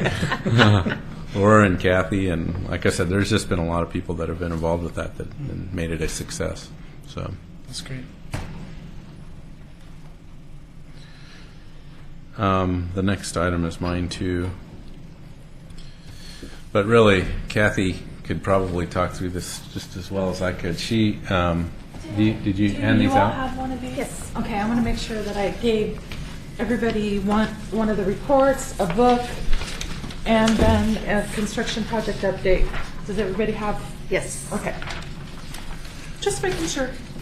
So it says draft on it because it came together pretty quickly here. Nancy had a deadline of getting this done by the budget committee meetings, and so that's come and gone, and we handed them a draft as well. But we didn't complete a 2010 report on time, and 2011 was come and gone as well. So we were really behind the scenes with this, or behind the eight ball on getting this thing done. So we combined 2000. So we've done a 2008, 2009, and now we've done a 2010-11 report, and this covers kind of a little bit about our pavement maintenance utility fee and why we have it. And so there's a little bit of information in there, kind of boilerplate. There's information about preventative maintenance and what we did for preventative maintenance work in both 10 and 11, what we did for in-house work in 10 and 11, and what we did for construction work in 10 and 11. And then there's also a section on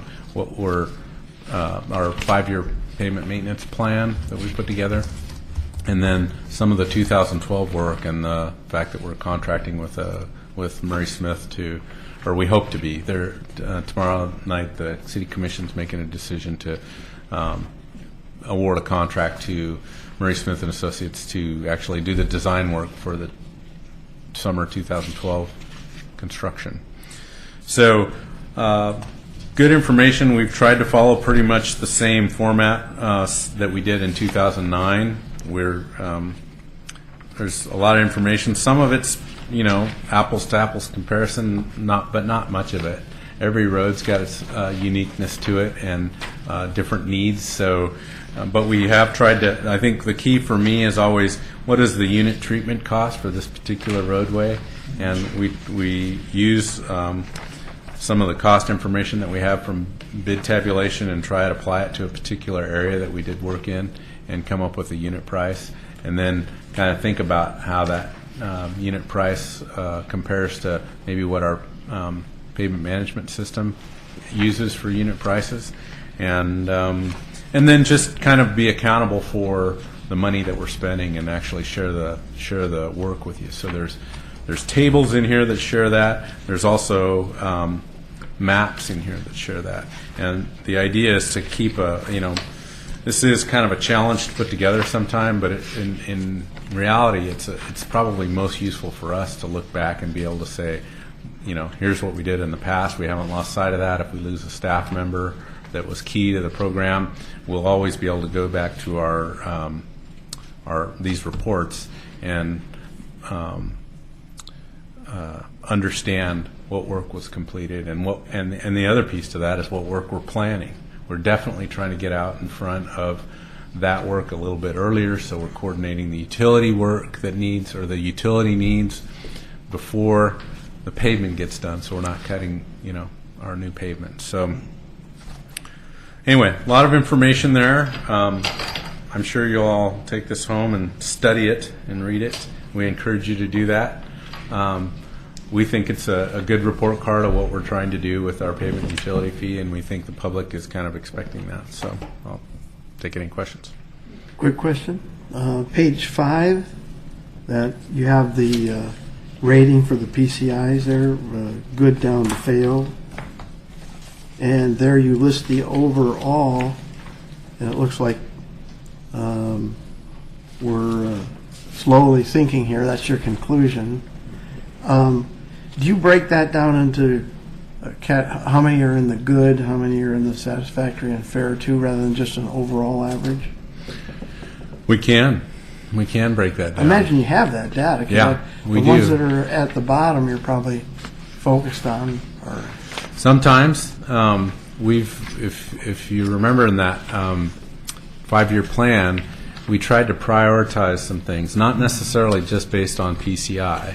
So PCI of a street that's failed, we might continue to allow to fail for years, and put a little more emphasis on those that can be repaired with simple mill and overlay, or definitely the preventative maintenance treatments in streets that are more like residential. So it's kind of back to, do you have a vehicle that needs an oil change versus a vehicle that needs a rebuild motor? And so, but we can tell you, in fact, our new mapping tool, we can now show you as well. We can query our map systems for PCIs, in particular for PCI, and say, you can see in a color-coded map, here's all the streets that fall within this range, and here, so these are in good condition, these are in satisfactory. We could do that. We haven't done that here, but we can do that. Yeah, but as John was saying, I think it would be really informative if, on this same scale, on the other side maybe, saying X percentage of roadways are in the good, X percent are in the satisfactory. Just so at a glance you could see, you'd get a lot of information about what our current roadway system is for the city. Right, and obviously you have the data. So you have the data, so just put it on that same scale. We can do that on page 5. Yeah. Maybe on the right side, I think that would be really beneficial, so that the layperson could look at that and go, oh. Right, and your colors could be proportional. So if the excellent is only 3%, that would be a narrow line. If good is 14%, it'd be a little, chart it. Bar graph. Okay. As long as the text fit in. Yeah. There's standard rates, city to city. I mean, the system, are they connected where you can compare? Or how we're doing compared to Gresham, how we're doing compared to Sandy in terms of the quality of our roads? It's like apples and oranges. Yeah, and there's first of all, I don't know of another agencies that put together an annual report like this. This was a requirement when we adopted the fee. This was something that the committee that helped us asked us to do this report.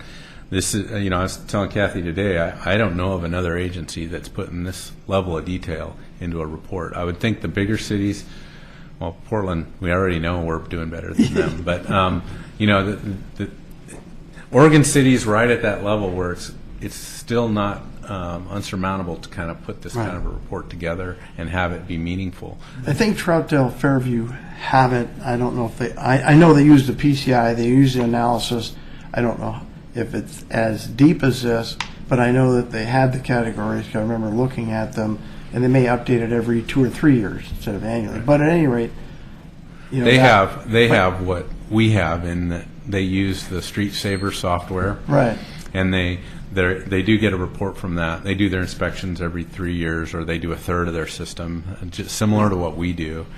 So when we're talking specifically PCI, that's a little bit easier. It's a little bit subjective, but it's we could compare PCIs to other cities.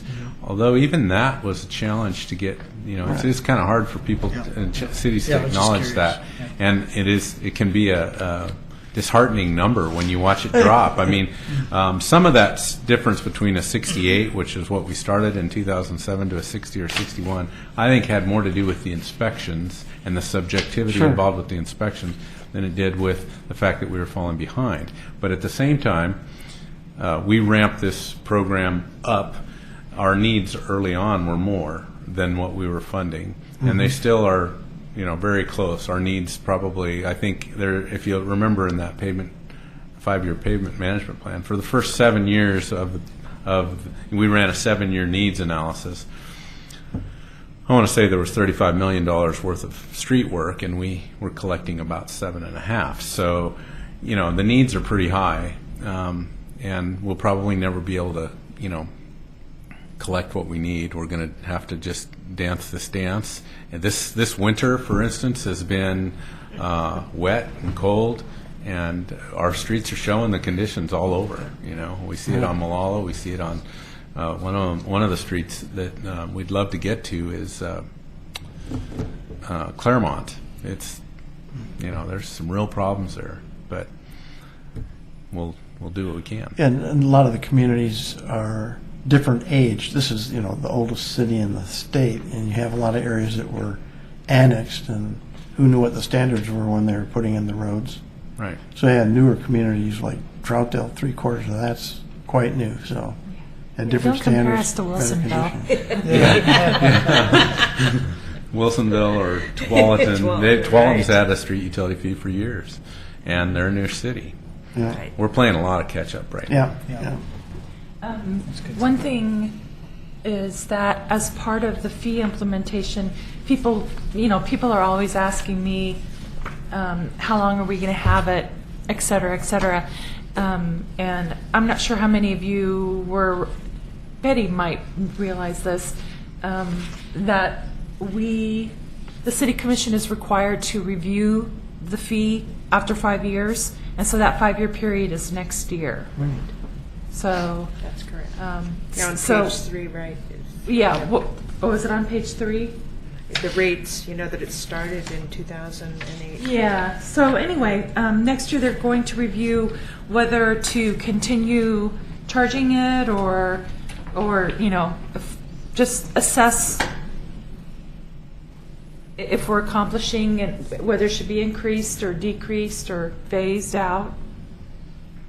But We can add that column, and it is in draft form. We do need to finish it. We don't want to leave it out there too long, but that particular one, given this feedback, I think wouldn't be too hard it'd to be nice. too hard to put in. So What about a map? yeah, is I that gonna be think too we can do a hard? map as well, so we Yeah, can. yeah, that'd be nice. Okay, membership. Kathy? Well, that was scheduling the interviews, which Mayor Neely took care of. And just to let you know that Ron Hawes, and I had the letter or the email in there, decided to resign because of, I think he's traveling. So when are you kicking me off? We will not be kicking you off. I think, does your term expire the end of this year, though? I don't know. That's kind of my I question. thought I had that. I don't know, but nobody's terms expire until the end of the year. Okay. And then I think we always have three terms expiring each year. We have 3 vacancies. I know we have 3 applications, maybe a 4th coming, and we'll do the interviews on May 1st. And if you recall, I believe Mayor Neely opts to sit in. He anticipates the TAC doing the interviews, so I don't know if there's anything you need to facilitate that, or In terms of questions that we want to ask Yeah. them. For instance, I remember when I was interviewed, there was a set bunch of questions. It'd be nice if we could review those prior to the interview. when you interviewed, was it Mayor Norris? And she and Mayor Neely is handling it differently. So Mayor Norris probably had her routine together, and Well, I think in some ways it might be nice to have a set list of Yes. questions just to start off, and if we wanted to probe deeper, that way we're giving everyone the same. okay. We're being consistent on how Yes. we're interviewing. Would the it be people. possible for, if you have any thoughts on questions, if you could email them to me? And I can put together a list, and then maybe you guys, Blaine can handle it however he wants. Maybe you could take turns asking the questions. But, if you can think of questions, if you email them to me, I can compile them and then send them out to you. Kathy Steve and John are both, you went through the interview process, right? Yes, And John went through the Mayor Neely interview process. yes, I did. Yeah. I was But I thought Me too. come up with the standard. Mary kind of led that, even though the mayor was here. He kind of interjected himself, but I thought Mary was.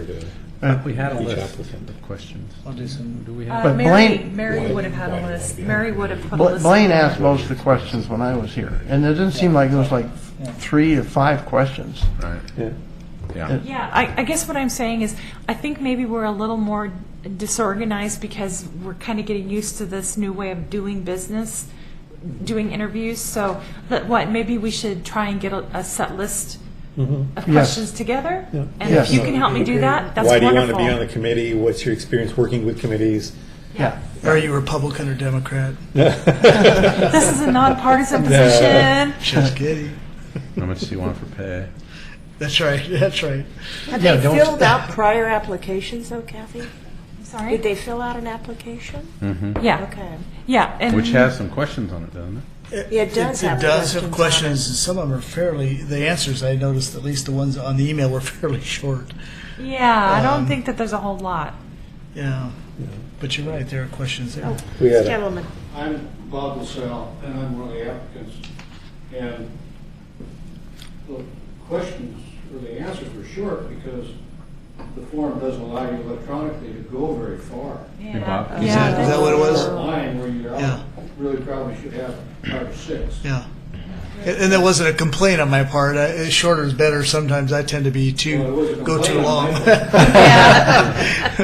But, Yeah, that's a didn't get as much. standard form put together by the city recorder for all applications for all hearing bodies.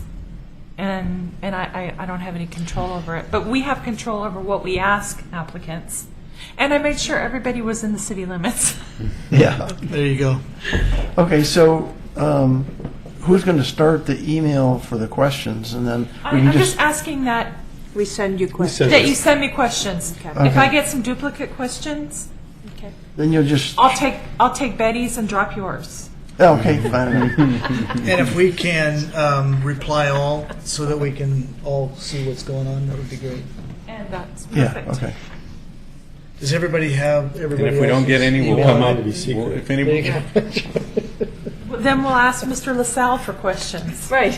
There you go. You can email me the question. You want the answer? Yeah, exactly. Are you a Republican or Democrat? And how much are you willing to pay? Yeah, right. All right. Because we make the big bucks here. Oh yeah, yeah. Well, we got to keep up with the GSA on our big parties and all We need of to go down to that. Las Vegas. Yeah, that's right. That's right. 300,000, so. Okay, so is anything more on membership? No. All right. Safe routes to schools. so Kathy put my name on here, but I think she meant to put John Anderson or Jonathan David instead of John Lewis. I think. I understand there's some interest. Well, I'm just interested in it, you know. And I For that. see that we kind of talked about it last time. And We did, and and I'm even more concerned because I live around 3 elementary schools, and I'll tell you, 20 miles an hour through those areas means nothing. By King's School, by Mount Pleasant, and John McLaughlin. Well, last night the school board made a decision Mount to Pleasant. Yeah, They're going. they're gone. they closed the school close King and Mount Pleasant, Both of them then. both of them. starting next school year. I believe that's the case. Don't quote me. Yes, that's right. Okay. I can make a quick comment or two. So part of this was because of the Park Place neighborhood, and I think Nancy and John are going to meet with our transportation committee for the Park Place, and we're looking for some filling in of the gaps on Holcomb, sidewalk gaps on Holcomb.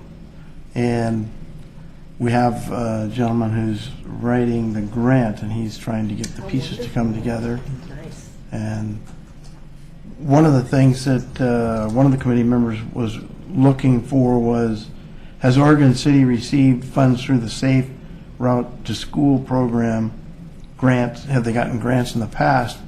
And if so, perhaps we get a copy of one of those to use as a sample to kind of guide us. We have not. Okay, so we're out on our own. Yeah.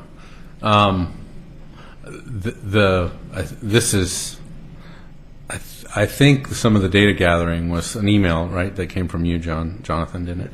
And in looking at that, it's trying to figure out who can gather that and who can do it in a timely fashion and when we can get it done. If there's a deadline specific to a grant, then we should know that. But I know what I heard from Nancy, or didn't hear, what I saw from an email response was that Nancy was suggesting a meeting with her and someone else. Didn't include me. It was John Burrell.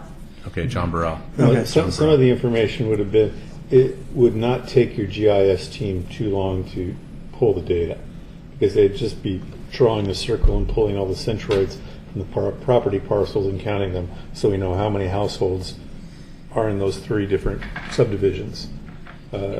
I have your email. Okay. Do we have match dollar? Well, anyway, Nancy looked at this list, and Jonathan, I'm so sorry the ball got dropped on this. Okay. For some reason, when she replied about having a meeting, I thought that John Burrell was going to take the ball and run with it, and I guess I dropped the ball. But Shame on you. She thought, looking at this, that you guys could easily have a 1-hour meeting talking about who does what. Sure, that's good. And I responded to. Yes, and that's why. Okay. And I. And you responded, and Friday won't work. And I gave you guys dates and times. And not for a everyone has meeting. seen it. John hasn't seen that yet, so. Yeah. And so that meeting would be with your group of people, Nancy Kraushar, John Burrell, who was the Park Place street improvement or pedestrian improvement project manager. And then I believe also the GIS department. I copied Chris Dunlop on that.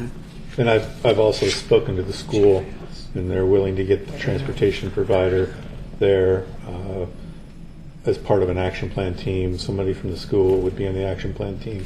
We would like to request somebody from the police department to be on the action plan team. I've met, so if that's the kind of meeting we're talking about, I've met with the school last year about a speeding issue and wanting, same thing, wanting flashing school zone signs. This is a little different. This is one, to get some information to write a grant for a Safe Routes to School application. I haven't looked at the deadlines and whether they're doing infrastructure or non-infrastructure yet. So that's a piece of the pie. And then just finding out if there's any match dollars available, and those kind of questions that I posed in there. So we can do that offline. Okay. And at the meeting, we can get some other people involved. What impact will it have that? I thought that when Ralph, was it Mr. Ralph from the school district? I thought that he said that if they were to designate a safe route to school, actually he said King would be their first choice, and that's closing. Right. And he said Park Place wasn't really on their radar because it was a bust school district. And that should be, I mean, I don't understand it. And the thing is, I'm just saying, does that have an impact? It's bust because there's no safe routes to it. Right. So if there were means of getting some sidewalks in there, that would get the children wouldn't be bused because they're so close to the school. So it would eliminate the busing. Well, a portion of it. A portion of it. A portion, not all. Not all of it, but it would eliminate a portion of it. I wondered what impact that has. Do they have to also be a proponent of a safe route to school for the Park Place? I mean, part of it, I think, is grassroots movement. If you've Okay. got a neighborhood that is willing to go and do all this, and you have a school principal that's willing to do this, then you go to the superintendent and say, hey, we want your blessing. Is he going to buck that? Okay. I don't You think so. sold me. Okay. Well, and I know Mount Pleasant and King were higher priorities, and if they're going to be closed, Right. that reduces that. And I don't remember what his priority list was, but I do know he did It was have a- King. He King did was mention first. King, right? Yeah. I remember King. King first, Right. Mount Pleasant. And I'm just And then saying, the high we school. can Now get those 3 or kids have to 4 go somewhere. subdivisions walking to this school with some simple improvements. Well, not so simple. Simple? Yeah, I'll call you on that one. I'm not sure they're simple, but. As soon as I said that, I went, oops. So what exactly are you asking for, or Data. data? Okay. And seeing if there's any match. John's salary for a year. Oh, wait, that won't buy much. Your salary, Much. your tax salary. Yeah, thank you. Okay, any more on the Safe Route to School program? All right. Okay, portable speed radar sign at Holcomb Boulevard. So this is something that came up from our last meeting where we had the conversation or the update on the report about the corner at the bottom of Holcomb where you just beyond the bridge. And in that meeting, there was a suggestion that we look at options for placing the electronic speed signs there. And so we are planning to do that. Our rotation's coming up. So we anticipate having one in the downhill lane, one sign, downhill lane, just prior to the bridge, somewhere between Apperson and Front Street in that area. So I think this was mainly a confirmation. We had that conversation. It's our plan to move one there. Like I said, Holcomb Boulevard's pretty long. It probably use another one too, and we may look at that. But that would just be a temporary. That'd be a temporary. We'd put it in our rotation with all the other temporary signs. Yeah. Now, what I can tell you is the McLaughlin neighborhood is pursuing, so kind of like your theory with regard to the neighborhood getting together in Kenema, the McLaughlin neighborhood has been talking to me about putting forth a grant application to get 2, possibly 3 electronic speed signs in to place on neighborhood collectors or arterials in their neighborhood and keep them kind of dedicated to that area. So that's another option for the Park Place neighborhood. What kind of grant?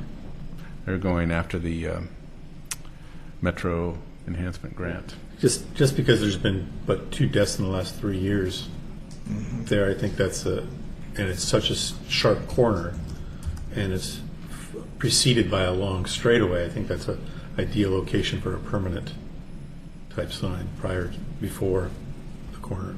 But I mentioned this at a previous meeting, but I actually had a personal experience there where I'm just tooling along at 40 miles at nighttime. It was going on 40 miles an hour, and all of a sudden I realized, oh, there's a turn, and it just caught me off guard. I was going 40, so I was okay, but it just seems to me that there should be some kind of a sign, a white sign that 25 miles an hour or something just before that to give you some warning. But it's for people that live in that area that know it, it's not a concern. But for people that aren't familiar with it, it can catch you off guard. Yeah, well, one of the girls who died there lived in the neighborhood.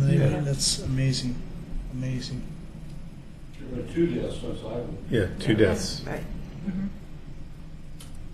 So. Yep. So, well, I think a rotation, being in the rotation is good.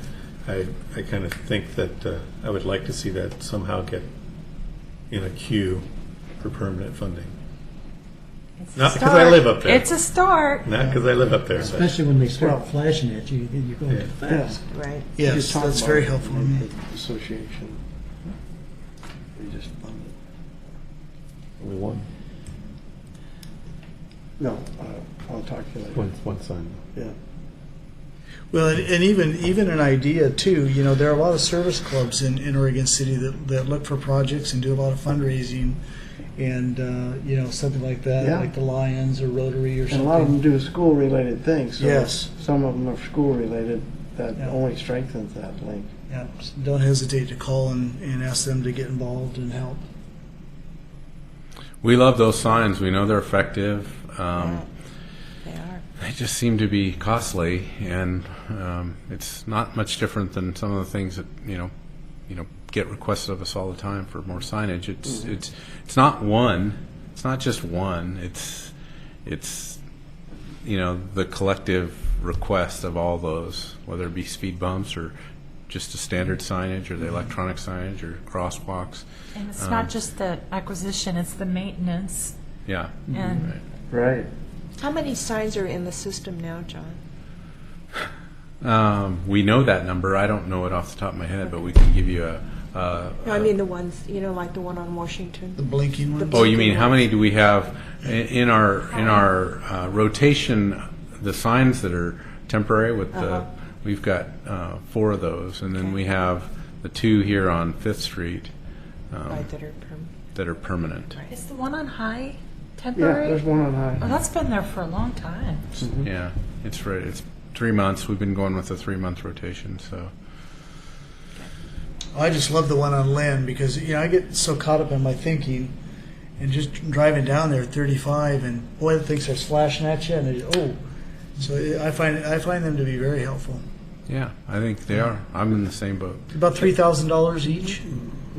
Well, no, I think they're closer to 5, and then depending on power, they're Yeah. actually I'm sorry, I actually brought a quote. So the sign itself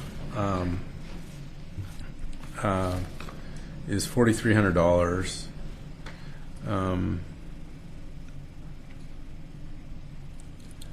For each sign, radar powered speed sign. If they're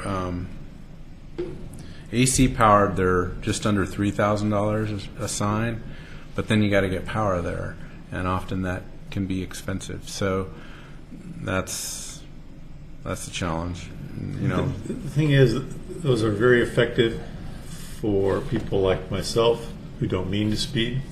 If you're going to speed, you're going to speed. It's not going to slow you down, and as soon as you remove it, 2 months down the road, behaviors return. That's the studies I've seen.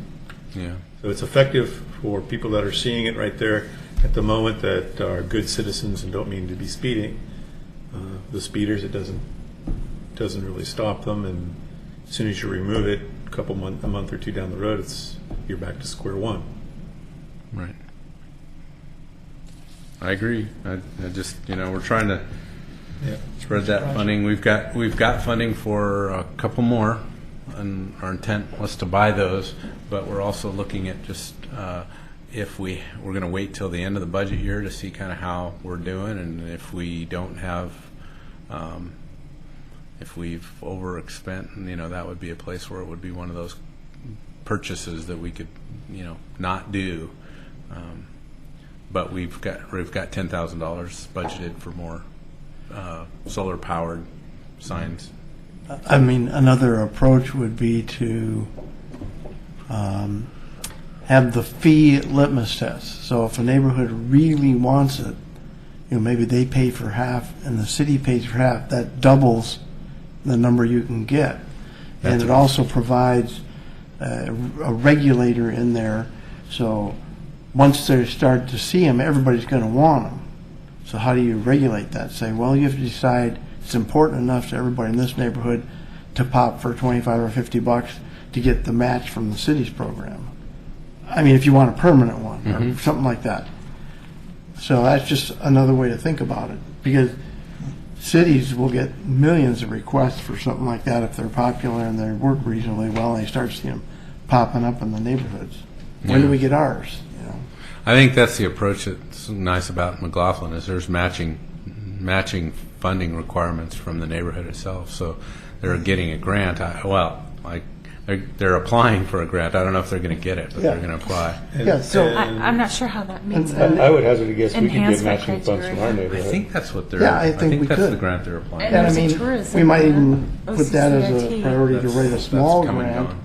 or do, like Blaine's saying, go to Rotary or go to Lions Club and get $1,000 and then match that. And then, Or people have to work for it so they appreciate it. Otherwise, It might be nice, though, if you guys are setting up future budgets in the year, saying we'll pay half if the neighborhood association pays half. Yeah. And then, I think that's a great way of having community involvement and both sides working to get Correct. neighborhoods working with the city. Policy, I like And that. I kind of like that policy myself.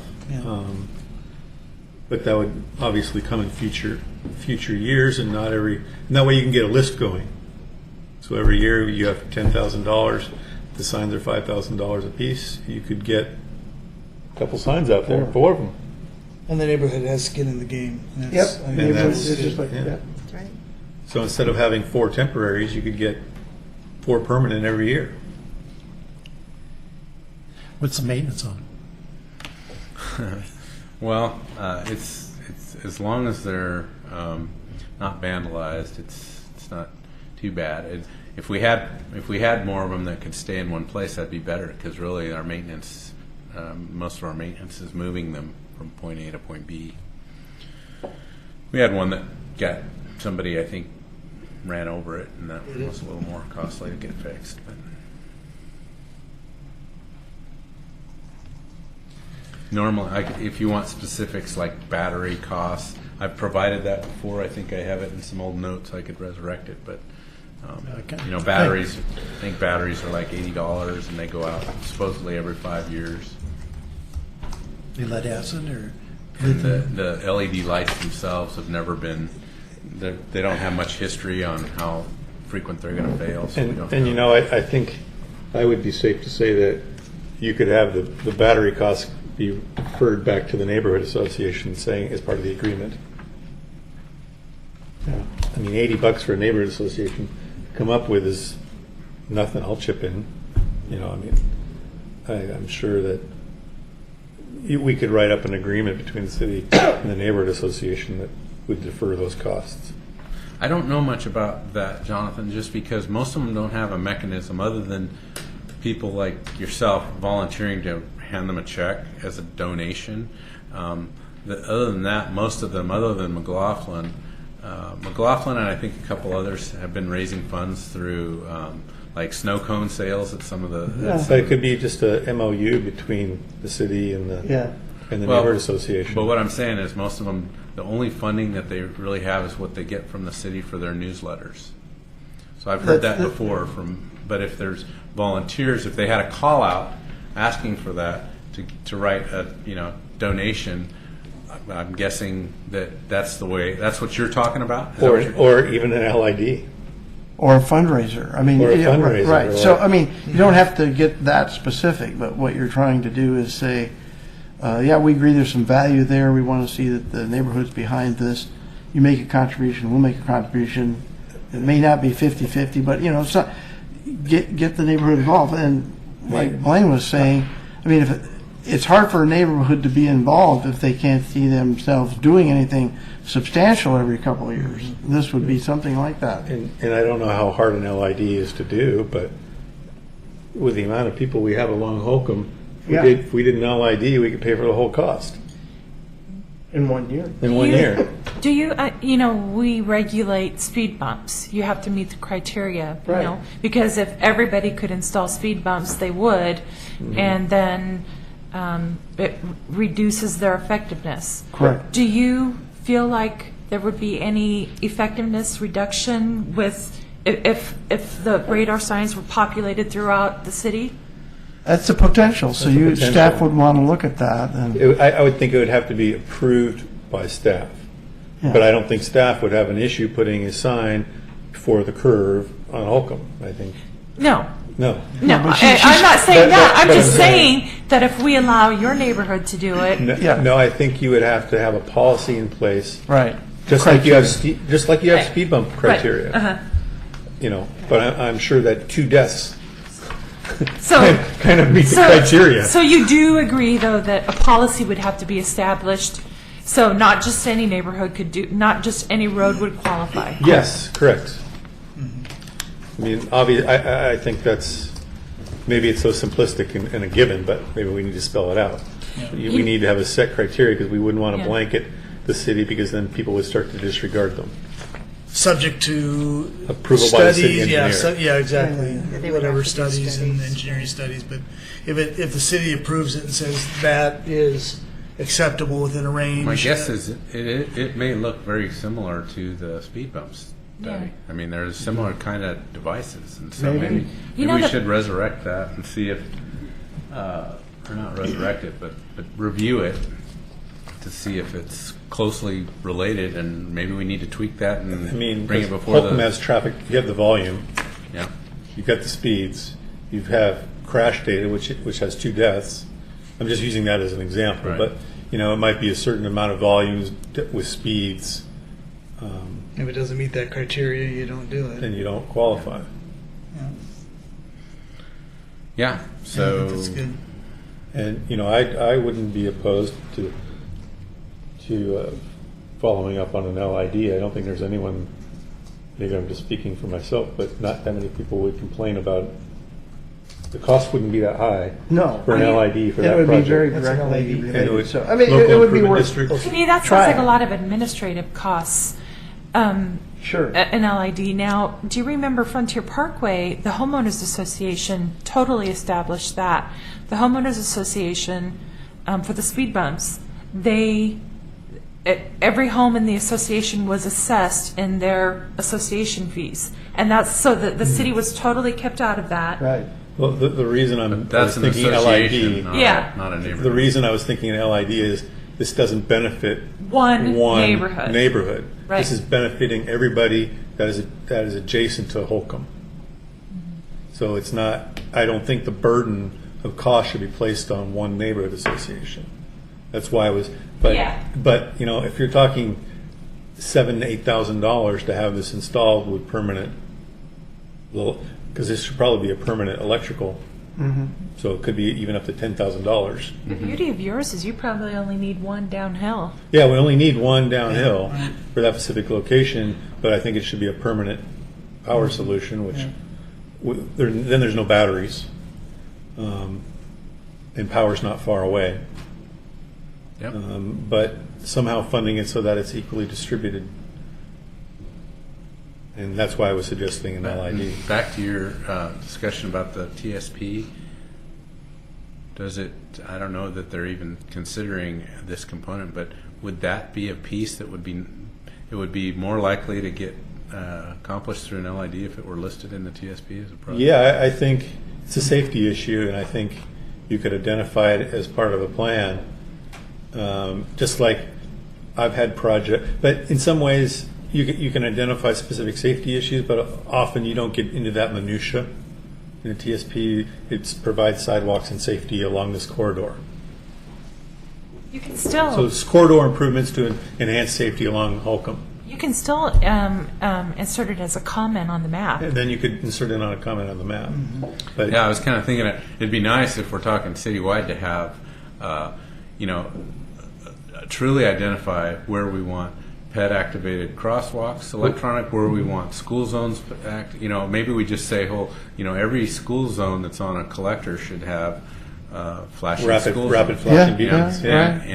right. We want some electronic speed signs as well. You kind of put that collective effort together, and it's listed as one particular project in the transportation system plan.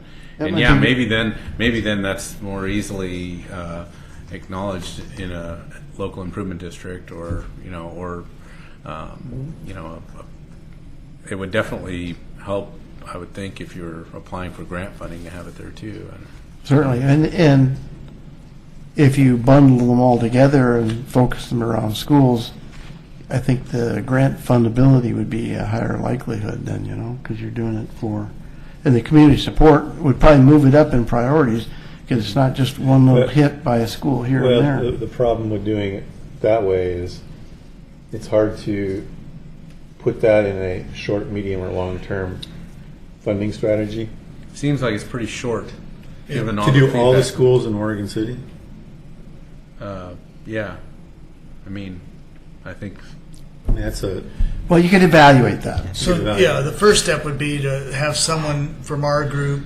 Well, part of the reason that why on the map. part of the reason why Clackamas County is opposed to doing those is because they know once they go with one, then they're going to be fighting that battle on every school. Correct. So the community almost always, when schools or children are involved, pick the more conservative, options or the best options for slowing traffic.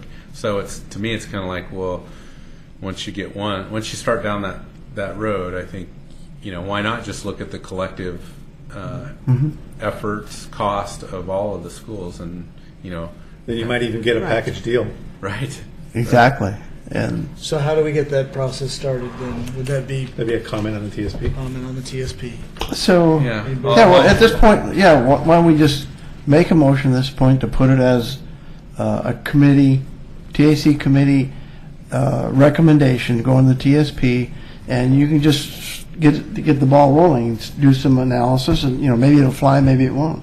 So I'll make a motion that the TSP recommend that we ask staff to include in the plan an analysis or a recommendation that we study doing the flashing Or speed not signs even at all schools. Study, how about just, we'd like to see safety improvements for all schools in Oregon City. Yeah, incorporated in Bike ped the study. improvements. Bike ped safety improvements for all schools. I'm just brainstorming here, so. Yeah, that could be interpreted.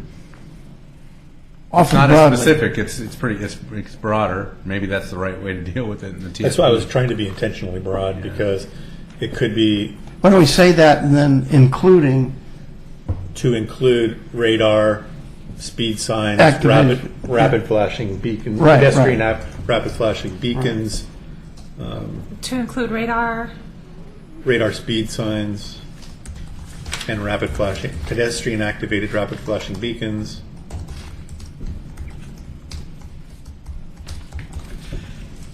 that's probably good enough, right, in terms of what you've got. So I was trying to be Kathy? broad, but not too specific. Yeah, so we're broad, but we have two examples in there. Yeah. Say including but not limited to. So I'd make that a motion. Can we read the motion again, just to Get a second? wanna hear the motion? You got me a little lost on John? the study piece of it. I mean, are we recommending that we?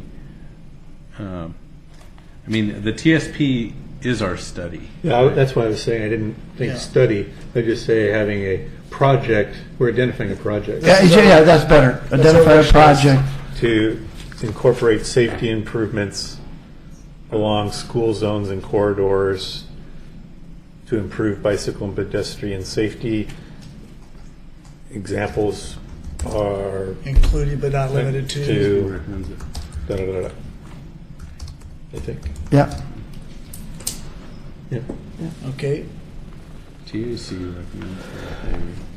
what was John Anderson recommends that the TSP ask staff, or the TAC ask staff to include in the plan a recommendation that we study. No study. No study. They got rid of Identify study. a project. Yeah, Identify. a Take study project out, identify a project. to address. Identify bike ped safety improvements along school corridors and school zones in Oregon City to include but not be limited to radar speed signs and pedestrian activated rapid flashing beacons. Okay. Sounds good. I'll second it. all right, we have a first, a second. All in favor? Aye. Opposed? And abstentions? Pass. Okay, let's see, we have informational items. I think we are, any agenda items for the future?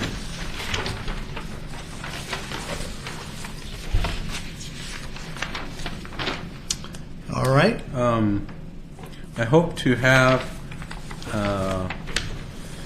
We're working on some standards upgrades to our construction standards, but a biggie is our pavement cut policy. Which, if you're interested in pavement, you'll be interested in this, because we're talking about making it a lot more, especially with some of our newly paved streets, making it a lot more restrictive about when they can be cut, and if they are cut, what the standard they'll have to meet to patch their cut. And so it's maybe not completely aligned with what this group is interested in, but I'll share it so we can add it to the agenda as an agenda item, unless you tell me you'd rather not. I think that'd be good. That's a policy level It's- question. How It's soon been can talked somebody about hack? at this committee before. Yeah, like I said about Beaver Creek Telephone Company cutting up by Warner Milne Road and Molalla Avenue, and when they put it back, it was put it back really And really it's- well. You had it, Yeah. then made to cut it back wide. You had it was in the 5-year plan I saw. Yeah, we're working on it right now. It should be in draft form, and staff is going to be reviewing that, but we'd bring it to this committee and you can review it as well, and we'll get it to you preferably earlier than. John had mentioned something that I'm just wondering where we are on the Green Street standards. They're in draft form. Bob Cullison, who's our development services manager, has been kind of charged with those standards and getting them written, and I don't know exactly what the status of those are, but they've been sitting in kind of draft form for a while. We use them. I mean, we don't use them. We do on public projects. There's a lot of Green Street improvements that happen, but for the developers, we've yet to kind of get there with that. So it's still a work in progress and hasn't been adopted by the City Commission. So if you want an update on that, we can. Yeah, I think I would like to get an update on the Green Street standards and where we are and what kind of toolbox we're providing to developers. I would like to see some kind of, and this might be pushing a little bit, but some kind of finality on the disabled parking situation. So if before our next meeting, if we have a work session that we can put together, and hopefully maybe we can have a part in bringing that to a head and resolving it in some fashion. How does that work, Kathy, for us to have a working? Well, you actually already moved to have a work session. Yeah, we moved to have a work session. And so, I'm sorry, what is it? I just want that on the agenda. Okay. An update report on that. And how will that Right. how will that work? Need to set up a meeting. Well, A I work think session. that I think we're just going to start with. I'll send an email to Nancy Bush and the police chief, and let them know that that a motion was passed that a work session be held regarding this issue with the Transportation Advisory Committee, and I'm assuming you're going to want an evening work session, Right. and Within the next 3 weeks. So that soon. Well, if we're going to make a report at the next TAC meeting, we need to have had the work session prior. Do we have a different way we can do a work session? So sit in a Yeah, I don't want to sit here. Sit around a table. Sit around a table. In an anteroom. Oh, yeah. Yeah. You know what? The one problem is we just don't have large meeting rooms. And We could do it at operations. Do it at the fire station on the second floor. something, Or is it yeah. the Put a table out here and we'll just sit Yeah, around just put a that. table You out can here. do that. Okay. Because this is, we can't see you guys down there. Yeah. And I think it'd be good to invite Lloyd Purdy and Do you want? Dan Fowler is also very knowledgeable and has stated. Well, I think we need to minimize. I think we need to be careful about who we invite. I mean, we don't want. Is this? I'm a little bit worried that the city commission is we're talking parking downtown, right? And I just know that this has gone a fair distance with the city commission already. And what they've done with it, like I said, I didn't stick around, or whether they've asked for something, or if they're, I guess it'd be really good to get a better understanding of what the city commission action may be on this. Maybe some of you know, maybe you've watched that meeting, I didn't, but can we get some insight on that before we actually That would be kind a of? good idea. But Yeah, I think that's important. if nothing is going on and it's just kind of sitting idle and they're kind of wondering maybe what needs to be done about it or which committee to ship it to, seems like we're the right committee. Right. So. Well, I can make an inquiry of the city recorder and ask her about it, and It just reminds me of that. I'm not blaming anybody, but that poem, "Everybody, Somebody, Nobody, Everybody," and that's the sense I have of this: is that there's no one, and then to hear repeated, this, and I know some of that's personality driven, but somehow let's get this thing settled and put to sleep. Have an action plan, or we say this is what we're going to do. We don't want to hear any more. This is what we've decided, and So I just don't want to fire something up here, even though it is a policy issue, maybe it should have come here, if the city commission is already kind of No, taking we some understand that. direction. We agree with I you. agree with you, yeah. Okay, so let's get that figured out, and then let's just assume that maybe it's kind of, maybe they're waiting to figure out where it is, and if that's the case, then it sounds like following your motion of having a work session makes sense, and then maybe Blaine and, a couple others would figure out who we should invite to that. Yeah, okay. Okay? Did you write all that down, Kathy? Because I was busy talking about it, but I didn't. I know it needs to be done. Okay. All right, we're adjourned. I thought this was going to be a short agenda.